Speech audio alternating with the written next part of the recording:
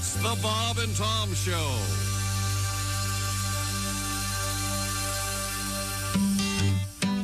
Have you ever had one of those days when nothing goes right?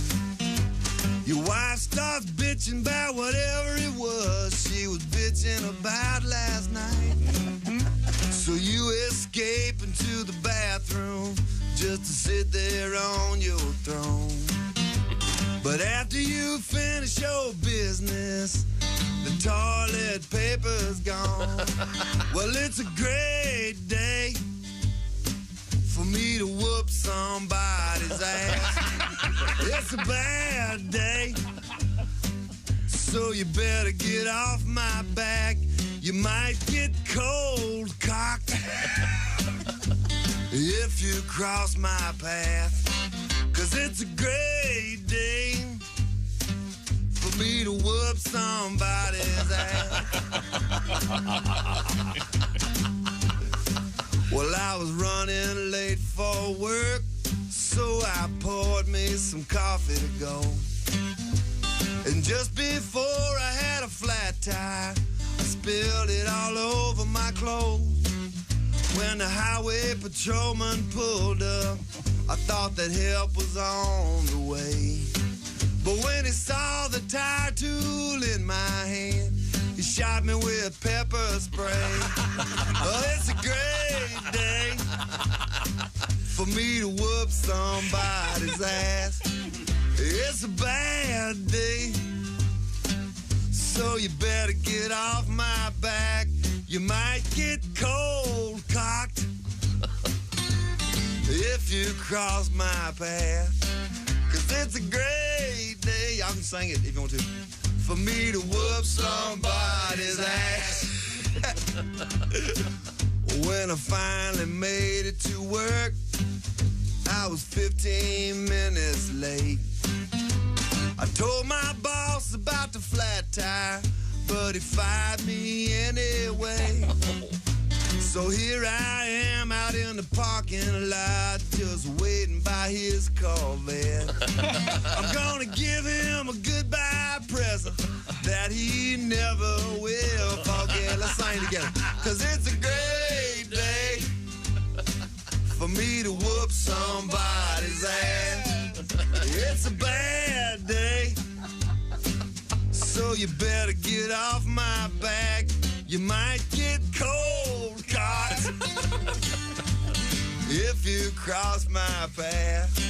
'Cause it's a great day for me to whoop somebody's ass.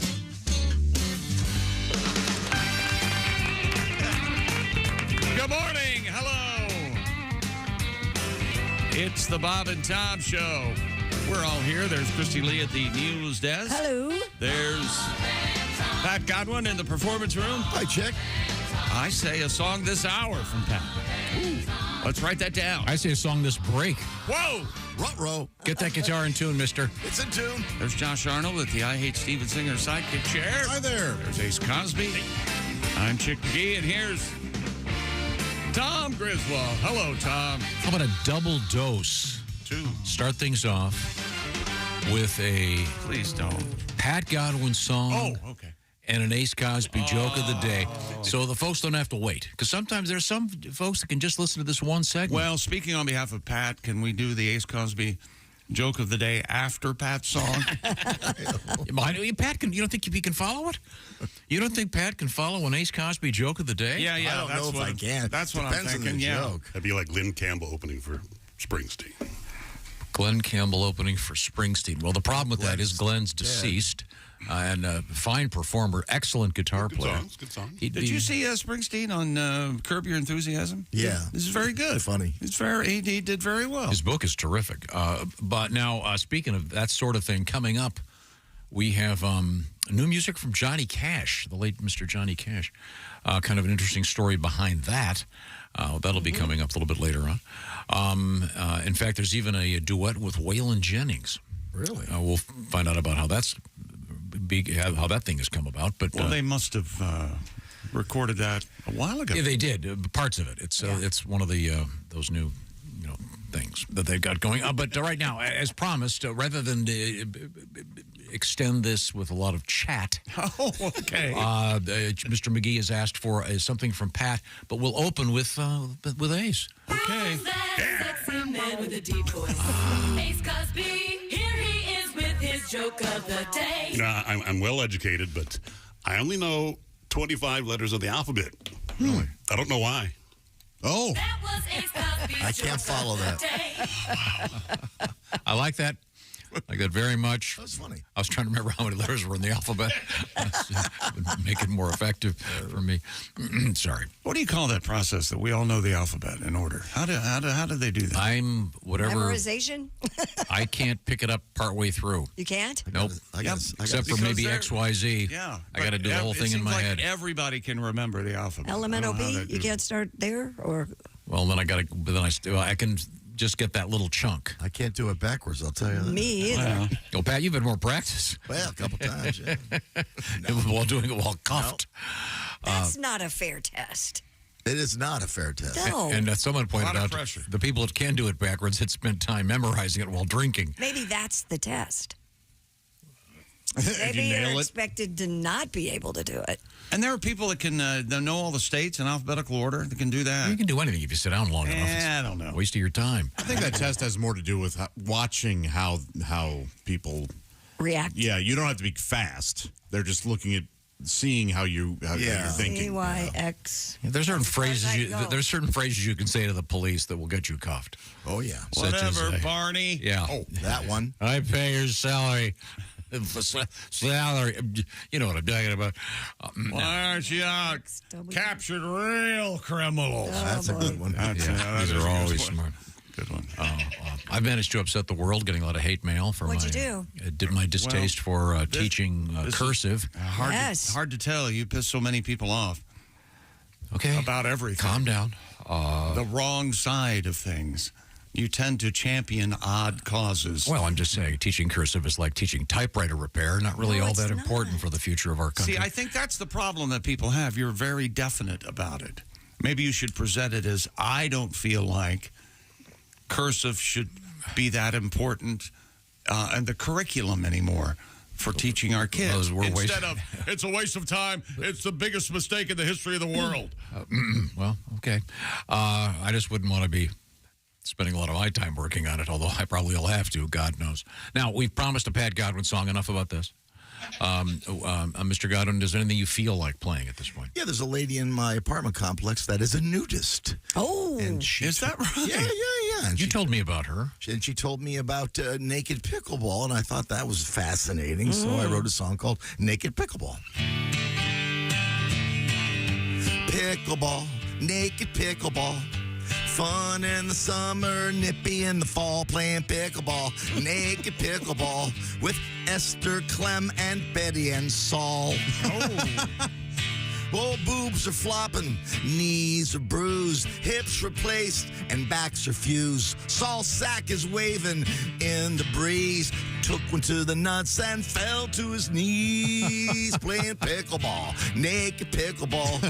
Better use wipes in the bathroom stall. Playing pickleball when nature calls. Try not to dribble on your pickling balls. Flapping parts in private places. Esther's hoo-has in your faces. Incontinence and eventuality. Now we need to clean up on court 3. Oh, no. Playing pickleball, naked pickleball. Clem's micro, Dickle is mighty small. Playing pickleball, naked pickleball. Oh, try not to fall on your pickling balls. Yes, try not to fall on your pickling balls. Yeah. Woo. Very good. Very Thank good. you. Very good. Catchy. What was the line about wipes again? What was that? In the bathroom. Better use wipes in the bathroom stall. So, yikes. That's a thing. Yeah, what's the etiquette on that? Is it like when someone has a booger hanging from your nose, you're supposed to say something? I don't know. Bat in the cave. Yeah, you got some dingleberries there. You say, hey, Esther, before you serve, you may want to. I have trouble mentioning that because I'm immature. So I really can't. I don't, like a parsley on your tooth or whatever. It's there all the time if you're talking to me. A pickleball, big thing. It's the big thing right now. Yeah. Yeah, it is. I love it. And we have also So does my sister. Man. interesting Olympic update. Very pleased. Breakdancing? Not on breakdancing. On something people else. are probably upset at you about hating breakdancing too, right? Well, I've come coming around to a degree. It's not the sport that I hate. It's just that they keep adding. It's not breakdancing. It's swimming. Did you see this story in the New York Post?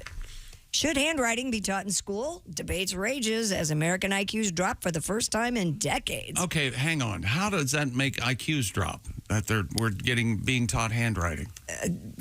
They are blaming handwriting, the lack of handwriting, on a whole bunch of different things. What's the Adult lack tasks. of handwriting? When is the last time you had to read script? Again, it's all just about focus and studying the words. And It's not even just handwriting. The people, they can't even read their own writing, which is becoming a problem. My handwriting is objectionable. I don't like it. That's why I don't use it. I know how to do it, and I don't care if people learn how to do it. But Mine is extraordinarily legible. Yeah. Really? Well, none of us had any doubt. But you're a classical it's just your letters to the editor are works of art. I attribute my success in college, taking exams to printing neatly. Is that right? Really? Yeah. And they let you get away with printing instead of handwritten. I mean, printing by hand. Yeah, that's how. There was. They didn't let. You wasn't didn't have to do cursive. cursive. No, not at all. yeah, same in college. We didn't have to do cursive at all. I always printed as well. Yeah, my philosophy was very simple. Every exam, short and sweet. Yeah. Make it clear that you read the book. Try to have a couple good jokes in there. Get an A. The lack. What worked for me? They're saying the IQ scores are dropping because kids are spending more time digitally and not thinking about what they're doing. And when you have to, like Josh said yesterday, handwrite something, you're thinking about actually that particular thing. But don't give them more two different and ways in to depth. write it. Isn't there some setting on our keyboards, on our computers that looks like handwriting? No, that doesn't make. That's not. That works for me. You're damn right. Yeah, as soon as I see that, whatever it is, I'm not going to read it. Oh, that's right. You only read one font, right? Prefer. If you want to get to me, please write in Helvetica. Helvetica. Although Helvetica is, they've ruined it now. And you actually do. The L and the I indistinguishable, terrible design. You have a visceral reaction to Comic Sans, as I recall. Oh, it's okay. That's a whole thing. There's About whole fonts? No, all about of that? Comic Comic Sans. There's a Sans whole is I'm not is that negative. stupid. Yeah. I got other things to worry about. Other fish to fry than worrying about Comic Sans. Now, Fine motor skills are important. what's coming up in the news, Christy? I don't know where I got it, but might have been you talking about it. Let's see. We have a family receiving the wrong body. Dead. We should point that out. Well, usually when you say body, that means they're dead. Body. How about a lime green puppy? Would you like one of those? Yeah, this is the second one we've had in the last decade. Mm-hmm. Pretty cool. Yeah. Oh, cute little feller. And a European seagull screeching contest. We'll have audio. Seagulls. If you want to ruin a trip to the beach, one word: seagulls. You are not a What's fan. that? That's mine. That chair's mine. Excuse me. I If I love remember that sound. correctly, you consider them to be jerks. Oh, jerks of the world. I love seagulls. Rats of the sea, I think you've said. Sports coming up. We've got the NBA playoffs. Caitlyn Clark wins another award. We'll talk about the NBA I said that. And Caitlyn's Nike contract is becoming clearer in focus, and also Paris. And hey, get your hair cut, hippie. What? What are you doing? Trying to prove something to your parents? I'll be in the news. Steinbrenner? And Joe Theismann that's right. will be our guest this morning.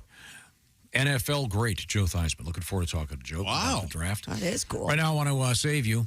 That's right. It's Mother's Day coming up, and you're thinking, what am I going to do this time? And I understand it's Sunday. Yeah. Here's the deal. Steven Singer Jewelers. Steven can take care of you real quick. Pull over right now. Go to IHateStevenSinger.com. One of the options, the beautiful 24-karat gold dipped rose. It's a real rose dipped in 24-karat gold. It's called the red wine this season. This one's a deep, rich burgundy color might be presented with a glass of wine to that mom in your life. Lots of moms out there. You can cover all of them with these beautiful roses, or perhaps the beautiful bracelet that Christy likes to wear. Yes, the At Last bracelet. The At Last bracelet. So That's another beautiful. beauty. Steven Singer Jewelers, those roses about $69.95, I believe. Once again, dipped in 24-karat gold. They'll last forever. And Steven, of course, features free shipping, a free personalized gift message, and the famous Steven Singer lifetime guarantee. See what I'm talking about? IHateStevenSinger.com. Lots of options. Earrings, bracelets, necklaces, etc., etc. IHateStevenSinger.com. And typically, if you get the order in before about 2 o'clock Eastern time, it's out the door that day. So you're going to have that in plenty of time. I'd recommend doing it right now. Think about all those great moms in your life and take care of them. IHateStevenSinger.com. Tell them the Bob and Tom Show sent you. Coming right back, we have also butts in the news. It's in the butt. This is the Bob and Tom Show. Essential more.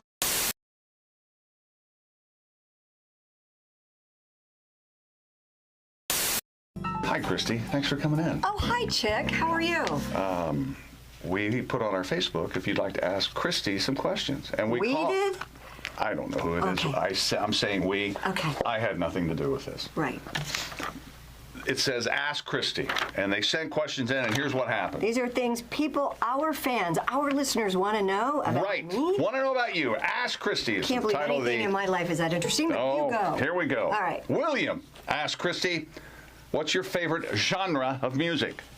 Well, William, I would probably have to say classical music is one of my favorites because I don't know if you've noticed this, but there's a little bit of chatter that goes on, and I need some relaxation on the way to and from work because it can be a little stressful. And then I really like rock and roll, classic rock, pop. Got kids, you know, I'll jam to the Bruno Mars every now and then, sure. Oh, I like Bruno Mars. Oh, who doesn't? Uptown funk you up, baby. Did you say, you said funk? Funk you, uptown funk you up. Okay. Seriously, the first time you heard that song, you did a double take. Sure. I'm sure that's why funk is. That's why it's there. Go ahead. Tyree asked Christy. Yes, Tyree. How many hot dogs can you fit in your mouth at a time? None. None? None. You don't like hot dogs? Not particularly. Baseball, hot dogs, apple I'll pie? have a hot dog at the baseball games, but I would take bites. Now, do you... I'm a biter. Now, the hot dog... Do you hold the hot dog like this, or like this, or... I don't know. I've never thought about how I hold my hot dog. I'm just asking. I've never thought about it. This Kind of isn't like Ask Christy. This is Chicks Ask Christy. Like this, or Kinda like like this. that. Kinda like like that? not- Like this? Like this? Oh, this Or is like wrong. this. Maybe it's a This is big going hot wrong. dog. Oh. No, not like that. Not like that? No, because I don't put anything on them, so there's nothing that's going to squirt out. Naked hot dog.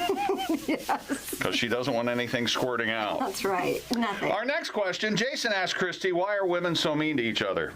Oh, I want to know Ooh, this. that's a good question. I want to know this. I'll tell you why. All right. Because there's this unwritten competitive thing between women, and that's why when you see women all dressed up, they're not dressing for you guys. They're dressing for each other. Trust me on this one. Because all women are sizing up their competition all the time. Really? I think that's why, yeah, I really believe that. David asked Christy. Are there any girls asking questions? Let's see. Yes, one's coming up. Okay, good. David asked Christy, do your farts smell like peppermint or cinnamon rolls? I don't fart, David. Thank you. Next question. I don't think that's true at all. I don't. Ladies do not.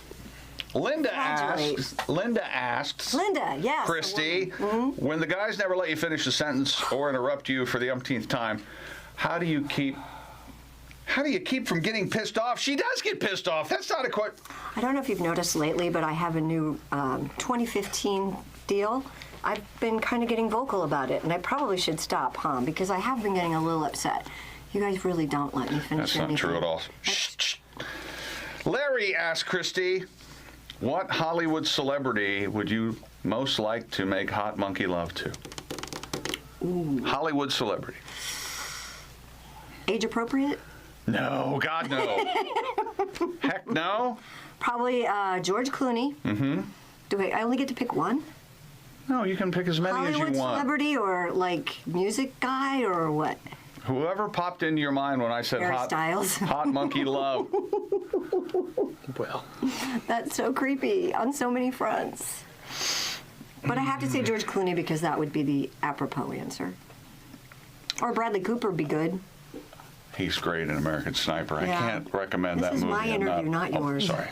And finally, Mike, I'm sorry, your neighbor Mike asked Christy, have you found the cameras yet? Oh, gosh. My neighbor Mike. I don't Poor think that's a Mike. real question. I don't think that is. Are we going to keep doing this? We're going to keep asking Christy if you want to send your questions into Facebook? Or I'm happy to answer your question. yeah, that's great. You want to ask Chick? That would be the way to go, maybe. Ask How Chick. come it's always about you? Always. We'll be right back. That's a lie. Good night.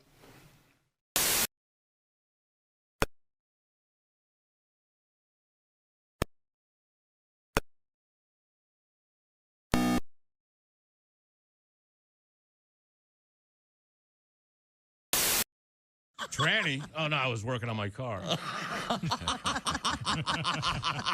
The other day, though, I was watching gay porn. Uh-oh. No, wait, I'm sorry. I was watching pro wrestling.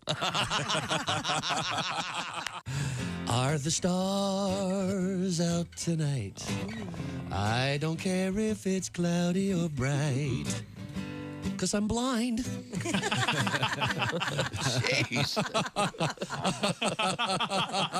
Now, Dwight Slade is our guest. Now, Dwight is a very healthy guy, but you were saying that you had a colonic? I had a colonic. It's a water skiing accident that you do on purpose. This is where they fill your lower cavity with... Why don't you walk me through this? With water. Yeah. Is there an audio component to this as the revealing is taking place? Like nothing I've ever heard. Yeah, they play this. There it goes now. Hi, this is Kostaki. Hey, welcome back to the Bob and Tom Show. Big doings today. We'll help someone with their love life. Alli Breen will check in today. And also, Super Bowl winning quarterback, MVP of the National Football League in 1983, Joe Theismann will be our guest. All right. We're talking the NFL draft. I love talking to Joe.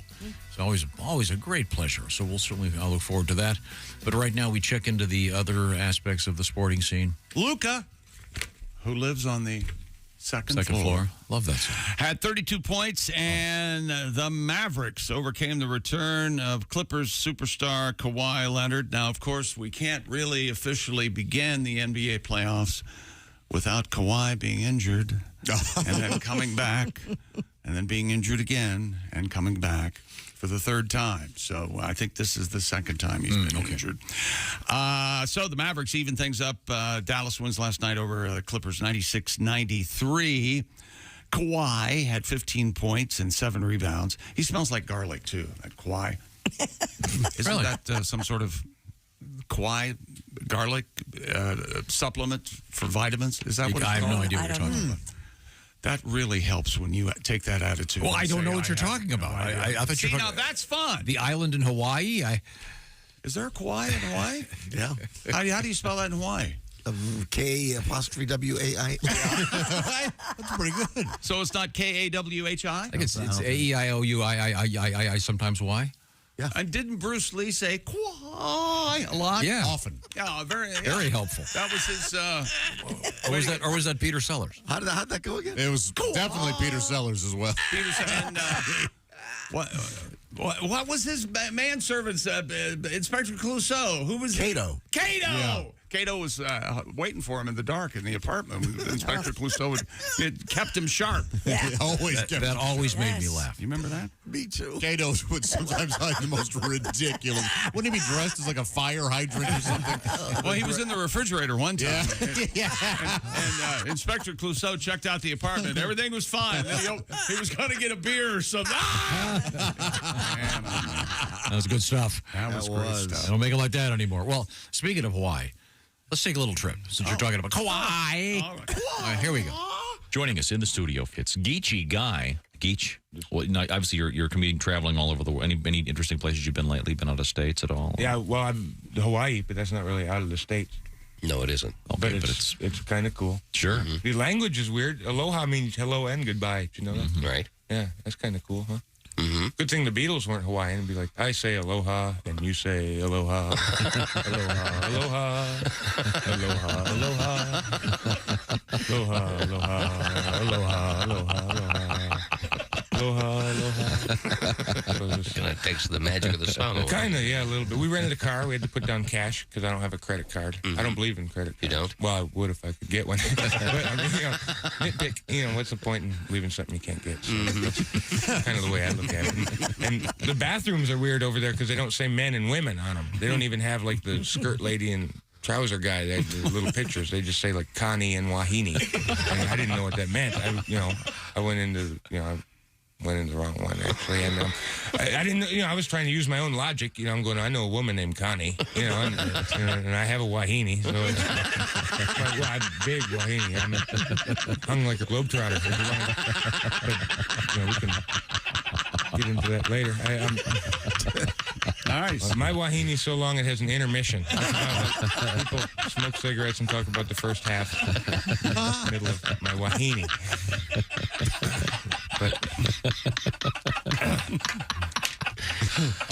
But Hawaii is very, very, very fun. I had a good time there. We went snorkeling. We went diving. You dive, right? What you guys were talking about? Yeah. We saw these big old fish swimming around. No big deal, now that I think about it. That's what they do. Really. They just swim around. They're not doing anything special. If they were skiing or something, I could see, a couple extra bucks. But they were just swimming. And we saw the Captain Cook Memorial, Captain Cook Monument. You know who that was? He's the guy that discovered Hawaii. Sure. Well, he discovered that there were people already there, but he was the first European, and then they killed him. But, it was a long story. They thought he was a god and all this stuff. And then there was another monument down the beach a little ways, the Captain Crunch Monument. It's a little lesser known. That's where he discovered the crunchberry. Is that right? He was killed, too, by the same people that killed Captain Cook. I didn't know that. Serial killers. There you go. Oh, boy. Crank you right in on that one. Yeah, I saw you sold me. Thank you very much. Very good. Also, we have an email. Dear Tom, I have a new favorite Tom term. This, he explains, is a term that Tom uses that he believes is in the common parlance. Oh, what's that? In a discussion about Twinkies and ding-dongs, Tom sternly declared, I don't eat off-the-rack cake. That's true. That's great. I'd forgotten that. I missed it.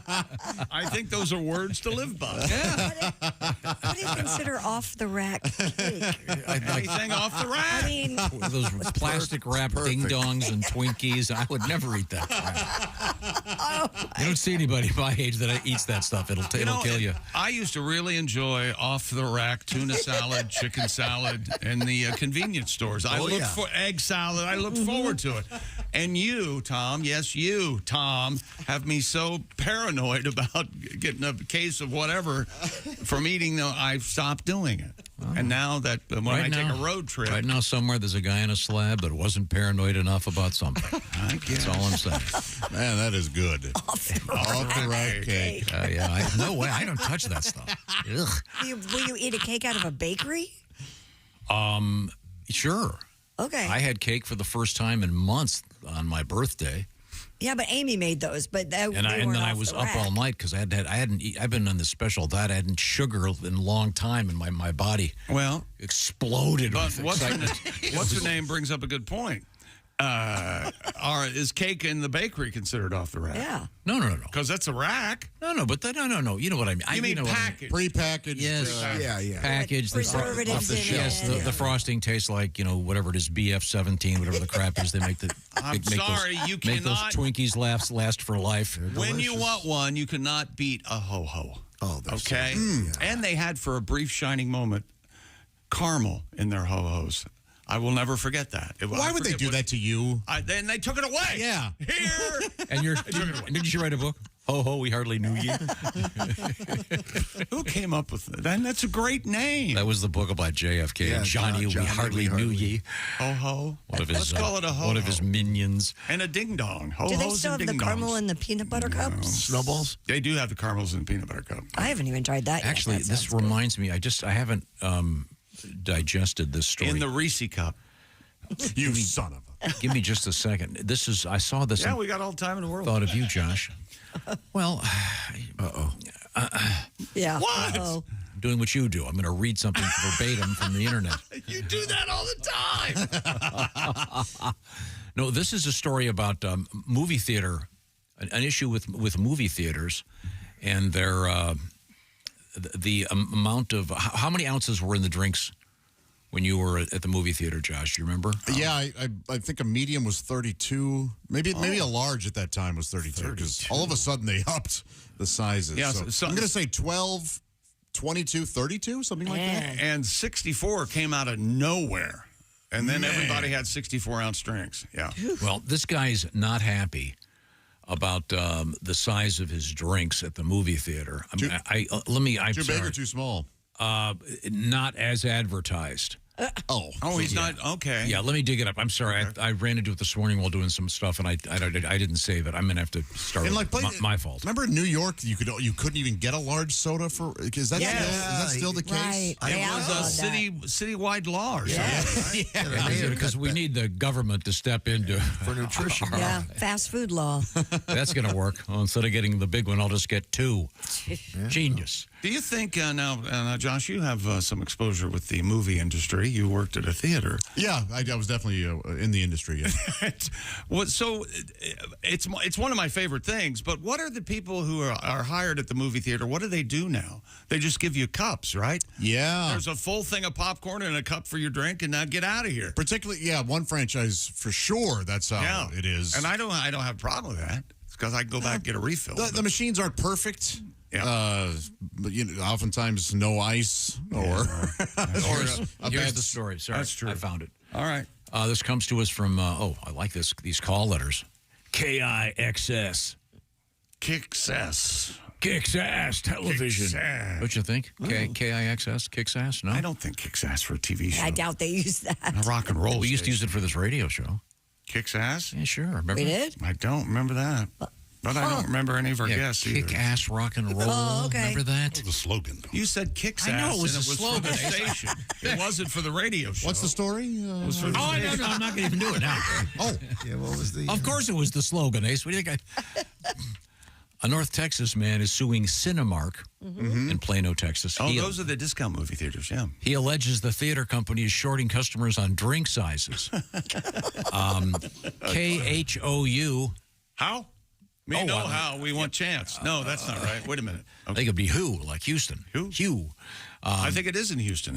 They report that a class action lawsuit has been filed in federal court in Sherman, Texas. Mr. Shane Waldrop filed the lawsuit, claims that Cinemark is selling drinks in containers that are labeled as 24 ounces, but only hold 22 ounces. Really? He took a container from the theater and took it home and measured it. His lawsuit alleges violations of Texas's Deceptive Trade Practices Act, negligent misrepresentation, common law fraud, and unjust enrichment. Man. What's this guy's name? Shane, what was it? Shane Waldrop. It's entirely possible Shane's listening to this radio show. That's fine. Go away, Shane. We don't want anything to do with you. He's seeking compensatory damages and for Cinemark to repackage its 24-ounce drinks with the proper amount of advertised liquid. This is the perfect storm. This guy is persnickety, obviously, and then he ran into a lawyer who said, I've always wanted to get my teeth into big cinema. Yeah. So now, See, I could have sued years ago for that stuff called Good and Plenty. You don't, I there don't may have I been don't care plenty, for but it wasn't good. No. That is one crappy candy. You like the consistency of plastic? With the flavor of Pepto-Bismol? Good and plenty, good and plenty, good and plenty. The other ones were licorice, weren't they? Good and plenty is licorice. It's the pink and black liquid. It's awful. But I don't have to buy it, so it's okay with me. You know the pink licorice is pink inside. Did you know that? They're all pink inside. That's supposed to be some kind of a sexy pink thing that's happening over there. It was just amusing. It was ask Ace if it was a slogan. It was one of those. It was a smiler. Good smiler. We need a sound effect for that. A smiler? Yeah. It's not quite a joke. Remember that was Jimmy Durante's name in the Maybe the Mad Retson sound effect would be. Bling. when they would smile and. Oh yeah, I like that. Smiler Grogan. Remember he kicked the bucket? He actually kicked the bucket when he died. You remember that? That's Yeah. right. What was that? Was that in? It's a Mad Mad World. World. Mad. That's what Okay. all right. Sad. Anyway, this guy's suing for 2 ounces of. They'll probably just. You probably just go back and get 2 more ounces if it's that meaningful to you. Okay, sorry. Yeah, what are they going to do? Because technically it's a never-ending, it's a bottomless cup. So ounces don't enter into it. Yeah, because you can go back out and refill. But maybe it. you can't. Not every cinema, not every movie theater. Oh. Yeah. Did you ever do that though? You missed the movie. Oh no, I haven't gone out to get a refill of soda. They're already gigantic. Yeah, let me tell you something. If you're 64 ounces, you're missing the movie. Yeah, You're peeing. Yeah, I can tell you that. Absolutely. Remember the app they had, the Run Pee? Mm-hmm. You started at a certain time when the movie starts. It'll tell you when the dead spots are, so you can go. And it tells you what happens while you're peeing. Yeah. And it was the brother of some NFL quarterback that developed that. I want to say Carson Palmer, but I don't know if that's think the you may be case. How do they know that won't be my favorite scene? Yeah. Well, I'll decide when I go pee in the theater. Well, first of all, Josh, it's usually after the first pornographic actor achieves full climax. Oh, yeah. If you're peeing before the first money shot, what are you even going there for? That's too much plot. If you have to pee before the money shot, this is some kind you of think drama that some directors. There was a guy out there when the pornographic theaters went out of fashion, and he moved somewhere where there was still a pornographic theater because he missed the camaraderie. Man, maybe. Absolutely. And he couldn't achieve the setting that he wanted, and He it was needed the community? far less intense. He needed the community. There was a certain very fine actor whose name I won't disparage, who was arrested only a few years ago at a pornographic It was Fred theater. Willard. Yeah, Fred Willard. You can't disparage a man who was in the news for us. The front page. Sorry, He's also dead. I was a big fan of Fred. We all were. And you'll disparage pretty much anything. I liked Mr. Willard. Oh, yeah. But the question was, why were you going to a porno theater when you can have? Because he wanted to be around others. That's Chick's whole point. That's He Chick's was whole old, point. yeah. I contend, and I bet there's a psychiatrist out there that could back me up on this. Is your contention. There's probably some guy that has to have VHS porno. Probably. There are probably people that have to have their porn in black and white. Well, they had a field day for Betty Page's birthday then, didn't they? Probably. I'm sure there's people that Never got her. Remember yesterday we were discussing the fact that a certain person was taping the Showtime exercise ladies. Oh, yeah. It was I'll talk Christy's about it. ex-husband. My first ex-husband. Who was Fred Willard? He was not Fred Willard. Oh. And by the way, when you discuss Rubens. Christy's ex-husbands, Yeah, we got to make sure. you need to specify. I mean, there are some of them I'm friendly with, and I don't want them to think that they were the Right. ones who were watching the No, show. it was the first How one. many times you been married? It was the fourth one, right? What an incredible loser. I know, Jeez. right? I'm sorry. The point being, I keep trying. back in the day, Showtime between movies would have these exercise videos, and he would Yes. actually tape them in order to have Yes. erotic pleasure from And them. I was very young. I got married way too young, and it You were really 14, weren't you? affected me. I was 20. That's way too young. I heard 14. It was an agreement between the parents. Right. Lied about your I miss the music that they used to play underneath the exercise girls. That was some happening music. Really? Every now and then You're not concerned about playlist. you're not someone concerned to use your phrasing, cranking it to Showtime exercise girls. No, it's not crank. It's yanking it. Yanking your crank. Yeah. Oh, sorry. You're going to go crank. And I have no memory of this Showtime You don't? exercise. Well, girls. you missed it, my Oh, friend. boy. And you know where that took place? Where? In your compound with Simply Safe Home Security. You don't want anybody walking in willy-nilly. You know, you keep your compound secured with Simply Safe Home Security. It's the only home security system we recommend. They have it all. Sensors to detect break-ins, fires, floods, indoor and outdoor high-def cameras. Keep watch over your property day and night. And put a camera where your pets are. Keep an eye on your puppy dogs. Don't eat that couch.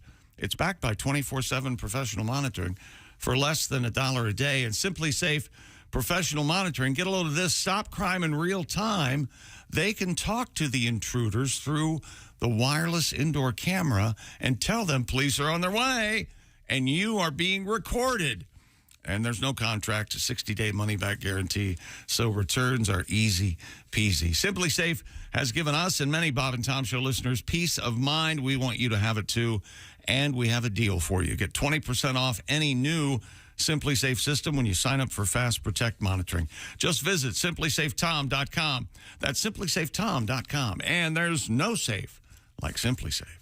And we got lots of cool stuff coming up, including how do I word this?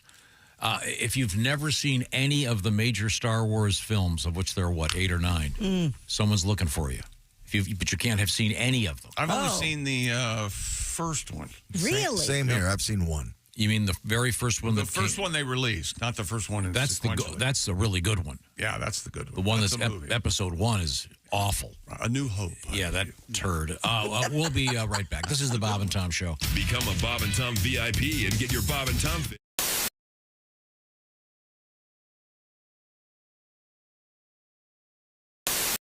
It's Donnie Baker. It's come to my knowledge and attention that some dick named Scott Potasniks, Potsickers, whatever his last name is, has been bragging about going behind the scenes. Well, I got a backstage I'm allowed in here. This is a recording studio where Bob and Tom do a lot of their stuff. It's called the Static Shack. I swear to God, man, look at this right here. Spiral staircase. I mean, this is as close as I'll ever come to visiting Graceland. And the fact remains, they've got everything here. Look at this. They got twin towers. That's what I call them. One commode next door to another commode. I swear to God, you could drop a deuce and play Battleship. This right here is the actual behind the scenes of the Bob and Tom store. I bet you didn't know they had a store. They have to. It's state law. And if you buy stuff from bobandtom.com, you have to get it here. All kinds of tapes, countless tapes. Even got a computer, and look, mobile staircase on wheels. You can make your own Paula Abdul videos. They even got Donnie Baker tapes. I swear to God they do. This one's mine. Prove it. And I don't care if there's a barcode. Don't fit. Yeah, man, there's more halls here than Al Capone's vaults from during medieval times. Matter of fact, somebody's in here working. Hey, man, I got a backstage pass. PJ Yingers does a bunch of the artwork on the Bob and Tom albums and stuff. And he don't care. We come in here, sit on the couch and everything. Now, I swear to God he does. I'm allowed in here. And if we chit-chat and do all... And what are you going to do about...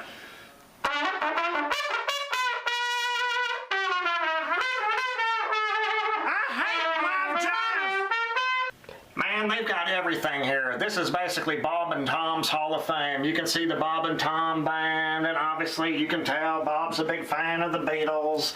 There's so much in here. This is going way back. This is basically Bob and Tom's version of the History Channel. Archival tapes back before AM was even a band. I swear to God, I've looked for my roots in here. It's a lot better than Ancestry.com. Matter of fact, I got a membership and a password, and when I uploaded my picture, they transferred me to Ancestries.com. Explain that, chick. Come down here. Tell me this ain't badass. Bob and Tom got their very own strobe light. I got one too, but I still got 6 more payments at Spencer's. But there is probably the best place in the entire recording studio to shoot a porno, right here in this hallway. And with the strobe light, you can make the good ones. Anal. What's in here? I think this goes right into... Oh, hey, it's Alan Jackson. He's the recording master here at the Static Shack, bragging about how he has Dolby sound and bass, whatever. Donnie. I got better on Pioneer speakers. He probably makes $400 grand a year just sitting there. Again? Huh? Look, I told you I need at least a 5.5 week notice before you show up. Them faders need WD-40, and they're supposed to be even. I swear to God they are. Well, some people call them faders. I call them sliders. Those will give you farts. I swear to God they will. Alan Jackson. Get Donnie. We're busy. Whatever. Prove it. Well, we basically reached the focus point of this entire tour. This is where it happens. Right here. These are real drums. This is where bands come in to record acid rock tapes. You can name them all. Most of my bands, Dirt Knuckle, Hood Snot, Mucus Plug, but that was during our Christian rock days. But you can tell, real pine wood recording panels. They've even got soundproof herpes. There's everything in here, and this is where the music is made. And this room here, this is I don't know what this is, but it basically reminds me of every haunted house I've ever been to. Watch your step. Watch your step. All right, now you've seen the bands. This is where some of the radio stuff happens. Come on in here. This is where Bob and Tom behind the scenes types do a lot of their funny skits. I swear to God. Tom, I built myself a shelter out of plankton and chicken bones. Oh, it's the Mr. Obvious show. I love you guys. No, Which one's Mr. Obvious? Are you the caller? Or? No, it's Sid and Bart. Yeah. Wait, you're the dick on the news that... No. Say Fox 59. I'm not going to do that, Fox 59. This is a guy that knows the Powerball numbers. I swear to God he does. I could hold you for ransom. Yeah, we're security. I'll manipulate it. Yeah. Now we're at the epicenter of this stupid place. This is Tom Griswold's office, bragging about I went to an Ivy League college, and it really ain't that big. Hell, my boss Randy's got a bigger office than this. Look, got aluminum siding for walls. All these stupid pictures that he thinks are cool. Anybody can own a cartoon. And look, I'm glad to see Tom saved up to get Liberace's jacket. I'll say it right to his face. I swear to God, man. I just ran into Donnie Baker in the parking lot. He said he was giving a tour of the Static Shack. Yeah, and the dumbass didn't even go into the main studio. You know we don't let Donnie into the main studio. Besides, I've got a session for Tom in a few minutes with 6 oboe players.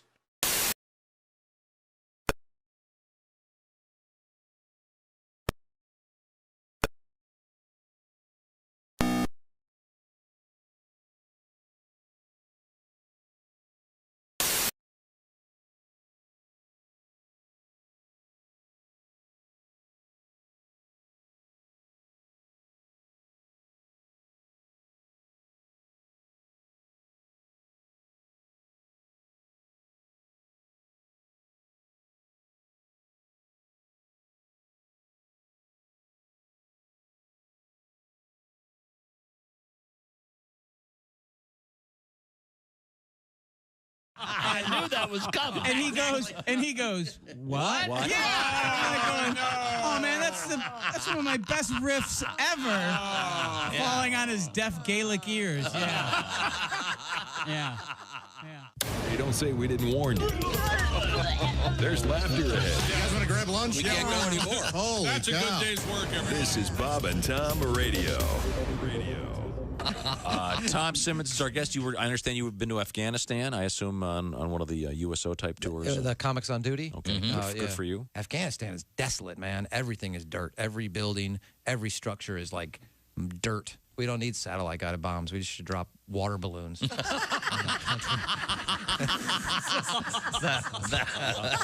That'll muddy you. Wow. Turn that place into mud and farmland, and it'll be great.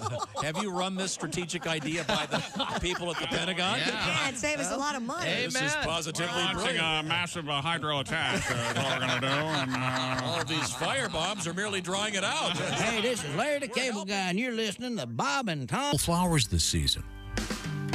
Hey, welcome back to the Bob and Tom Show. Hello. NFL Draft Day Eve. Very exciting, of course. Tom is going to be in front of his television watching the NFL Draft tomorrow evening. No. What? No? What about your daughters? I know they watched the WNBA Draft. They did. Are they going to watch the NFL Draft? No. They're busy Taylor Swifting right now. I'm sure.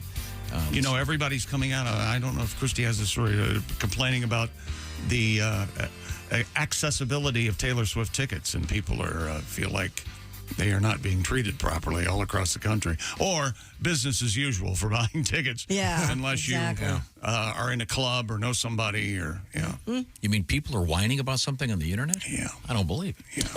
Yeah. Now, Josh. Yes. Can you, in the next segment, somehow try to come up with one of your what you termed a smiler? I know you and Chick. Something. It's not quite a joke, but it's kind of. It'll happen. Yeah, sure. It'll happen. Because I have the sound effect. You want to hear a sample of it? This was your suggestion. If when we do that, instead of getting say you've had a great Ace Cosby joke of the day, you'll hear this. Hey! Yeah.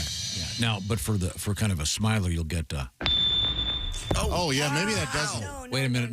That sounds like a submarine. That was I just went deaf. Never mind. I we'll find another sound effect. I had not previewed that. Yes. It is what I suggested, and it is what you asked for, but it's no good. We need more of like a bling. Yeah, like a pleasant. Yeah. Okay. Or sorry. Where's my bell? Here it is.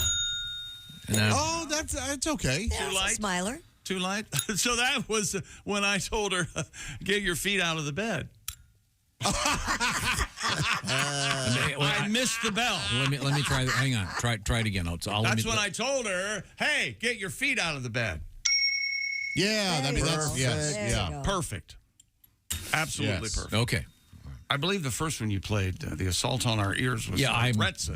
Whatever you're saying, I see your lips moving, but that was brutal. Okay, so sorry. Kind of deaf. Yeah. Yesterday we had an interesting story about noises in the bedroom. Yeah. And I don't see you liking any sort of give or take any conversation in the bedroom. You're there to do a job. You're there to put a baby in her, and that's it. A gentleman would never discuss any of this thing. Let's make a mess. Do you like You like to mess it up? Do you, John? Do you like the talk, Christy? You like talking, chatting it up, telling her, a guy telling you what he's going to do, stuff like that. Yeah, that's not bad. That's not bad. All right. What's the weather going to be? Yeah, Christy Does he says, bring work into it? Yeah, Christy says, by the way, I got to hurry up because I've got to do weather at the 10s.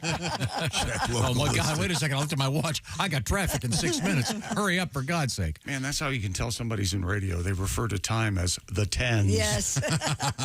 Or the 20s, or top of the hour, or, stuff. That's why I have to have analog clocks. Do you have them at home? I don't know what's wrong with you. Yes, I do. Really? I have one in my closet. Oh, A clock in the closet is a really fascinating. You got me. I just spit that says a lot. Yeah, Chick She really allowed did. that. Boy, I have, but I'm not So kidding. you're in there in the closet, you're looking at all the brown and light brown and darker brown. No brown. You're looking at all the blue, Blue, and black, and khaki. I never wear brown unless it's leather. Lost in thought. You got to. I need a clock in here. Where the hell? So you put a clock in there. Two Is of that them. why? Two. Two clocks in your closet. How big is your closet? You can walk into it unless you're in a It's wheelchair. walk-in closet. You got a walk-in closet, right? No, the term walk-in closet is no longer used. Yeah. Did you know that? You can't walk. They're not walk-in because closets. You can't use. I'm not kidding. You can't use walk-in closet. You can in my house. I don't have any crips living there. No, my father was in a wheelchair, but we had a roll-in closet. What do you call it then? You're not supposed to call it. You can't call it the master. There's a master bedroom anymore. There's a list of 50 things you can't do. You have to call them slave owners' bedroom. Okay. Thank you. I know you call the. Wait a second. Hang on a second. Go say it again, Josh. You have to call them the slave owners' bedroom. Oh, I like. You think people are smiling at that? Now, Josh angers America.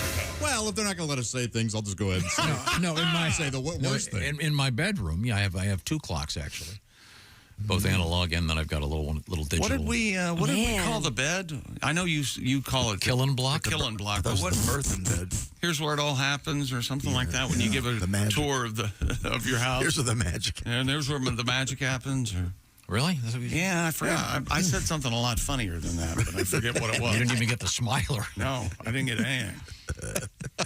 Yeah, but no, you're right though. When it comes to that, do you?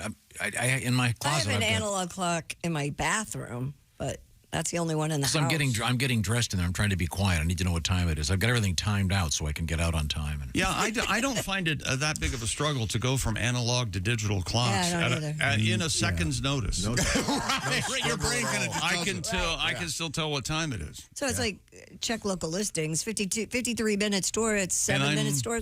Yeah, you know. And I'm not bragging. I'm just saying I can do that. 7 minutes before the hour. But Josh, I bet you can do it. See, in radio, we have to break at certain times, and it's easier for me to look at an analog clock and go, okay, I get it. So you would think you would do it better then. If it's we try to make everything easy for you, and it's on, and you're always wrap it up. You're always looking and lost and wondering what the hell's happening. I was always trying to get out of whatever you're talking about. Yes, that's probably there are landmines. Clocks in the closet. That is two of them. That is he is one busy son. Oh, I got tweezers and gum and in the closet. Yeah. What do you got going on in the closet? Foot powder. I have all my powder. I have all my stuff in the I closet. bet his closet looks like one of those old newsstands in an old movie. I bet there's a guy in there. Good morning, Mr. Griswold. How are you? Shoe shine. Is there a chair in there? How's the There is weather a chair in gonna my be? closet. There's a chair in your closet? Yeah. How many? I have a chair bet in my closet. I'm guessing your closet is the equal to the square feet of my first apartment here, Yeah. here in town. I would hope so. I bet it is. No, it's not that big. Now, there's an ancillary closet, What? for the lady. Oh, she has her own. Well, there should be a second closet. Yeah, of course. Hers has got to be bigger than yours, though. Oh, God, no. It's much, much bigger. Yeah, I'm on board. You shouldn't get separate bedrooms, only because I was. I fell into that trap and was wounded, and the next thing I know, I have a legal bill. But my point, you should have, though, I'm a proponent of a separate bathroom. We have separate bathroom and dressing areas. You should, and separate dressing area. Wow, Yes. You should absolutely. Dressing area. Do you have the little closet where you can shut the door for the toilet there? Oh, so it's a separate. So it's not right there in the bathroom. Oh, yeah. You There's go a door in- on it, yeah. Yeah, the door But on the if it's a major transaction, I'll go either to a different part of the house or upstairs. You have to. Yeah, you don't want to be. No, I don't. You own that house. Yeah, you don't That's want your to- house. Foul. You don't want to foul the main room. You don't want to. You leave the door open and go a lot, and you have her deal with it. You don't like it, move. That's a mood killer any time of day. You want to. Does it have a fan there when you shut the door in the little, little There's separate a room? switch for the fan. Yeah. You got to turn that on. Yeah, although I'm thinking of having it augmented. I need something more like 80 horsepower. I want it to sound like an Evinrude. A jet engine. You do want it to you want it to move the air. That's for sure. Yeah. Well, the point I was going to make has now been lost, so we'll take a short break and come back with sex sounds. We can all find it. Okay, good. Okay, we'll look for that because we have some letters. All right. Noises from the bedroom. Thank you for the mail. This is the Bob and Tom Show. This is the Bob and Tom Show. Text us at 888-262-8661. More Bob and Tom next.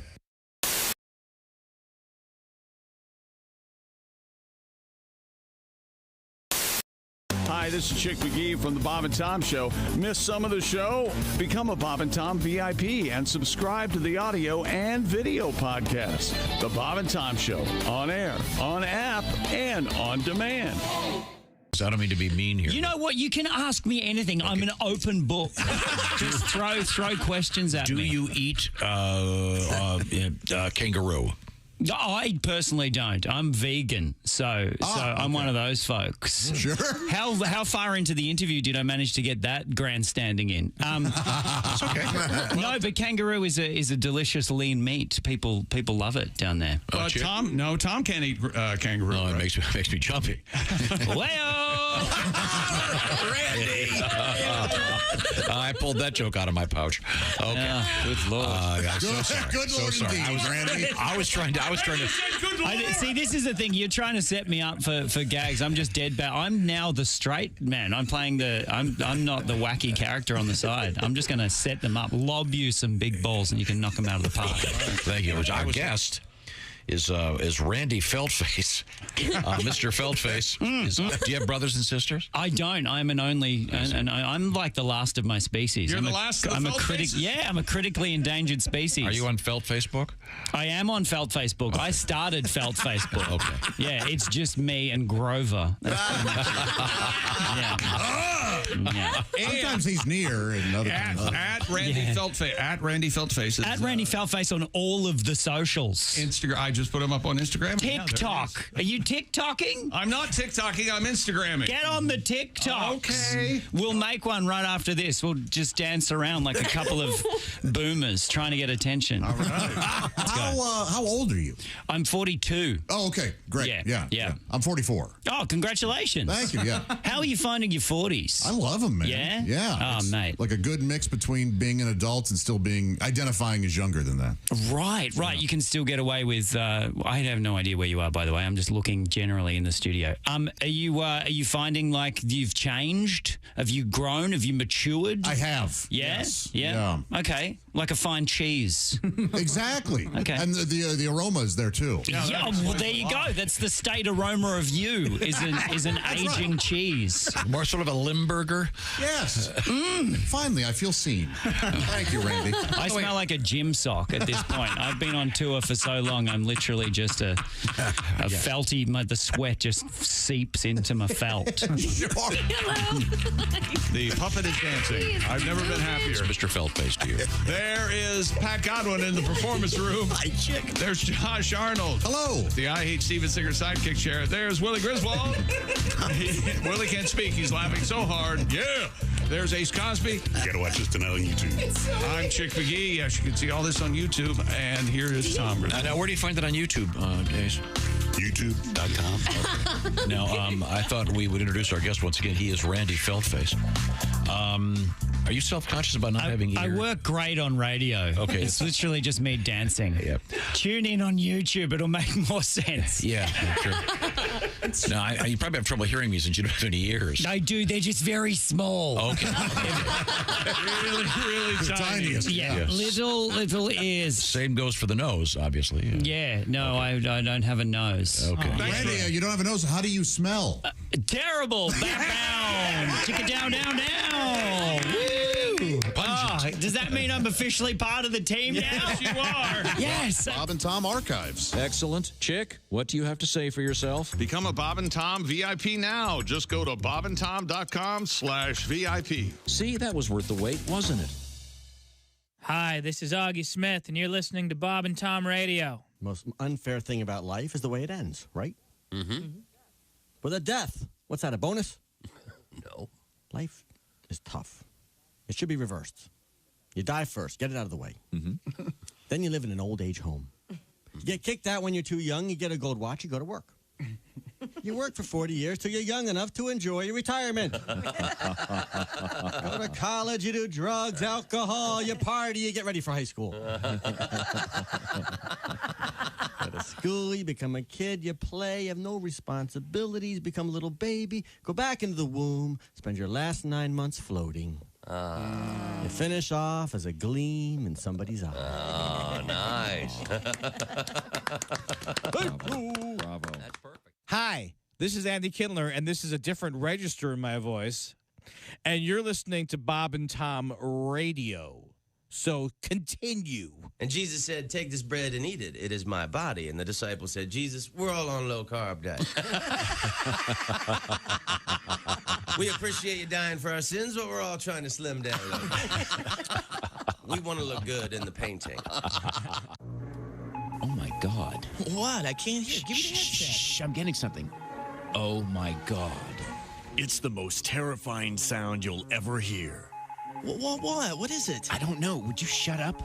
This is a matter of life or death. Years and years of civilization could be rocked by this. Give me the headset. I want to hear. Oh, my God. Forget about the Da Vinci Code. Bob and Tom Pictures presents the Morse Code. Oh, no. I can't believe it. What? What's the message say? It says, greetings. Stop. I knocked up Mary Magdalene. Stop. Don't tell anyone. Stop. The Morse Code. Eastern Orthodox religion meets Western Union. Don't miss Morse Code, the movie. Only from Bob and Tom Pictures. Morse Code. It'll dash your belief system. For more previews, go to morsecode.com.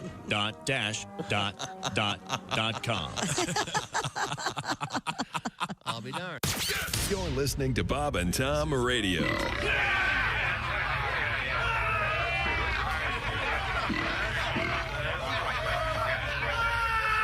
Essential Morning Radio. This is Bob and Tom Radio. 24/7. 24/7. Up. Hey, welcome back to the Bob and Tom Show. Christy at the news desk. Hello. There's Pat Godwin in the performance room. Hey. There's Josh Arnold at the I Hate Steven Singer sidekick chair. Thanks, Chick. The 24-karat gold-dipped rose and red wine is now available. Steven Singer Jewelers 24-karat gold roses, the #1 gift for Mother's Day, exclusively and only available at IHateStevenSinger.com. Oh, we have one right there. I We just sure do. Isn't that noticed it. nice? Ah, there it is. Yeah, It's a nice, deep, rich burgundy. Hold that in your teeth, Josh. Lovely. Oh, that's sexy. You wanna Oh, tango, nice baby? move. Look at that. Sexy. Josh has the moves. You know, we talk about his great singing, but it's the dancing that really sells it. Uh-huh. Did you guys do dance routines when you were a member of the high school choral group? Yeah, when I was in show choir, it was primarily dancing and yeah. So show choir, The show choir was dancing and singing. Do we have any video? Yeah, there's video out there. Not that it needs to be converted from VHS. I'd like to see that. Yeah, so we can do that. Speaking of video and dancing and aerobicize and exercising, back when the world was young, Showtime, the streaming movie service, used to, in between movies, play ladies exercising. Aerobicize. In scantily, well, you know what I'm saying about the ladies They were wearing the exercising. appropriate outfits for that era. And if you read the disclaimer before, it says these are not for exercise purposes. It's to show the movement of the body. So, in other words, you couldn't even really work out to them. No, it's like the moves they're doing. Because they're just dancing, kind of. Yeah. There's you could kill yourself if you try to keep up with them. Yeah. They're so fast and crazy. Here's the music they use, Tom. See if you remember this. Oh, yeah. Hands and knees with Darcy. Get down on all fours and bring your right knee into your chest. Right now, somebody is like twitching. Yeah, Darcy. Yeah. Show me, Darcy. Yeah. What song does this sound like? Too much time in my hand. That's it. Oh, thank you, Ace. That would have been bugging me all day. Here we go. Here's some of the video. Yeah. Yeah. Oh, yeah. Look, there are three That of them. may be the exact video. Hubba. The gentleman, I say gentleman, the guy's watching in Friday the 13th, the final chapter, just before he's dispatched by Jason. Yeah, I mean, that last move looked like that This she is just something just slipped out of her. It's just sex. There's nothing, There's nothing working out about this. I didn't know they weren't wearing shoes. Hands and knees with Darcy. Get down on all fours. Look and at bring that. your right knee into your chest. It is pretty hot. Oh, they're synchronized. Oh, yeah. I'm synchronized at this point. You know, right at the start, they have credits, and it says a video by Ron Harris or something. It is. That's really something, Tom. Could you get into that if you had some time to concentrate? It's just so funny because it's essentially softcore, but it does sound, Ace, like you nailed You're it. going to play came out in 81. And those videos came out in 81. Yeah, That's it when was they very started. much, Yeah. very much Hear it sing. Yeah. Oh. I love this song. You don't like this song? There's not a natural piece of anything occurring in nature in this song. Tommy Shaw. No wood, no nothing. Well, don't turn it off. 12 o'clock news blues, yeah. Oh. Turn off those 12 o'clock news. Wait a second. Now we have the ladies from Showtime. We can watch the ladies exercise while we're there we go. Look at that. I got something on my hands right now. Huh? Now the move they're doing right there. They're gonna kiss. Yeah, I mean that, and then yeah, the thrusting and the pelvic. There's nothing subtle about this. No, I'm telling you. But I, You know can why, totally see why guys were just you can see going why I at got it. so upset as a young And then which is the station that had the sort of ultra soft core? Cinemax? Spice? Was it Cinemax? Wow, yeah, They the call it Skinemax. Skinemax. Yeah. And then which is the one that had it scrambled? Remember Oh, that? they all Spice, the Spice Channel was scrambled for. You didn't pay for it. It was scrambled. It was Channel 98 when I was growing up. My mother, one of the main reasons I would visit my mother is that she had something called Cube in Central Ohio. It was the first interactive cable, something we do on our phones every day now, but then it was cable and you could vote. There was interactive polls that would go on. And you could request videos? And you could request videos, and you could also, adult cinema was on there. So, okay. I'll come over and visit this weekend, Mom. No problem. Yeah, bring in the kids. Hell yeah. Now, did it keep a record of what you I would guess she's dead now though, so she doesn't care. I mean, at the time though, after you left the house for the weekend, would she look it up and I see Chick was watching Rear Admiral Pirates 2. Okay, that wasn't my name. It was Chucky. Oh, Christ, that makes my skin Chucky. Chucky's in love. But at the beginning, she didn't have. I watched the scrambled feed from Cube, but then a couple visits later, she got the naughty channels. Well, maybe she was into it. Do you think she was trying to mend a fence there? Maybe. Or maybe she No, I think Christy's point is maybe she liked watching pornography. likes a little porn. No, it's sweeter if she got it for herself. Yeah, that's... No, I told you. It's more disturbing if she got it for herself. My wife and I, at the time, went over there to visit my mother, and on top of the television, they had a video cassette. Mm-hmm. And I still remember the title of the movie. No. Are you ready? Yes. Yeah, get your finger on the button. Dildo loving lesbians. Okay. On the top of the TV. On the top of the TV. And when we got there, and then I think I went to the bathroom or something, I came back and it was gone. Yeah. How about that? Wow, you didn't check her bedside drawer, did you? No, I got enough illumination just seeing the title. I didn't. There are things you don't want to know about your parents. Okay, I changed the topic. I got some letters here that are unrelated to this. Oh. This is from Susan. All right. Kind enough to write us. Dear Bob and Tom, I call my bed the workbench. Mm-hmm. Ah, that's good. That's what I called it. Yeah. And with a smiley emoji. That's right, the workbench. Here we go. This is from a lady. We'll call her R. Hi, Rachel. You guys, you know when you do that. And nail it. Odds are, we'll call her Rachel or Renata. We'll call her Rachel H. Okay. All right, Rachel Harrison. Here we go. No.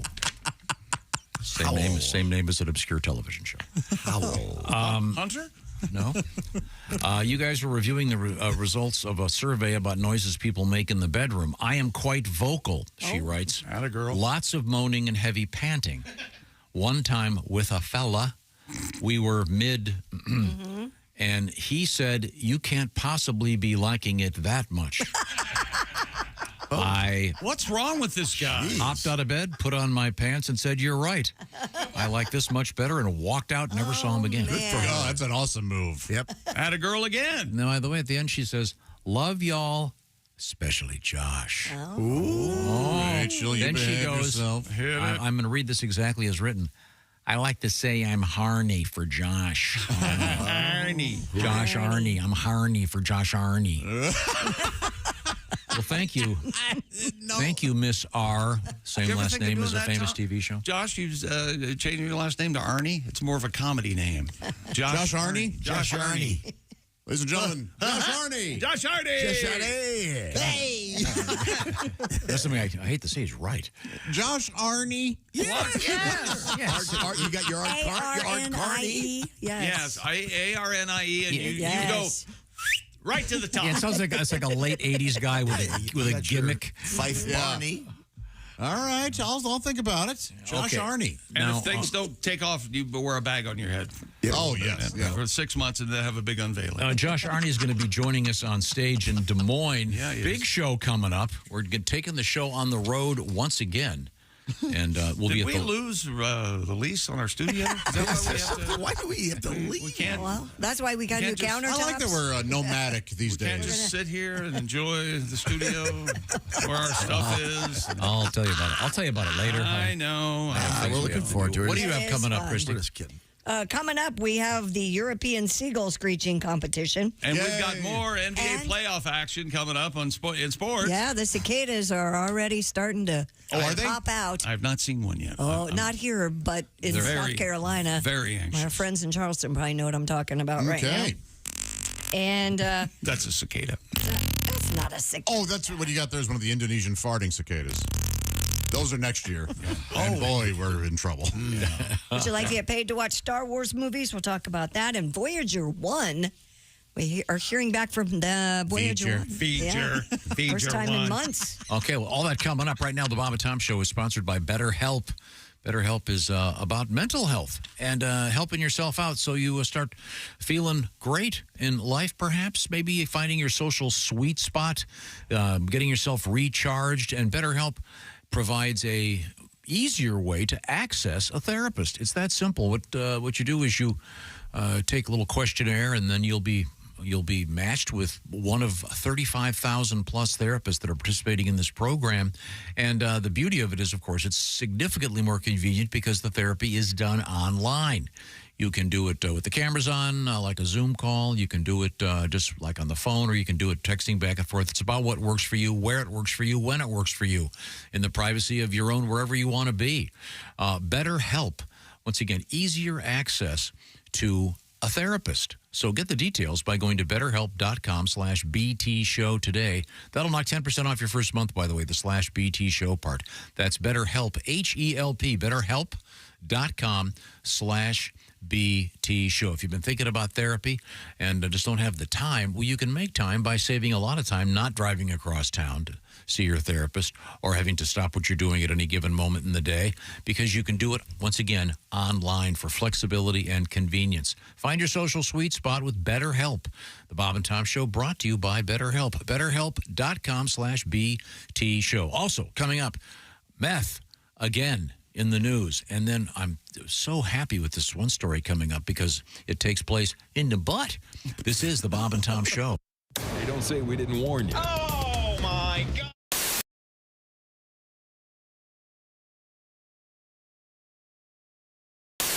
Muppets were the first thing I did, some cartoon kind of characters and stuff like that.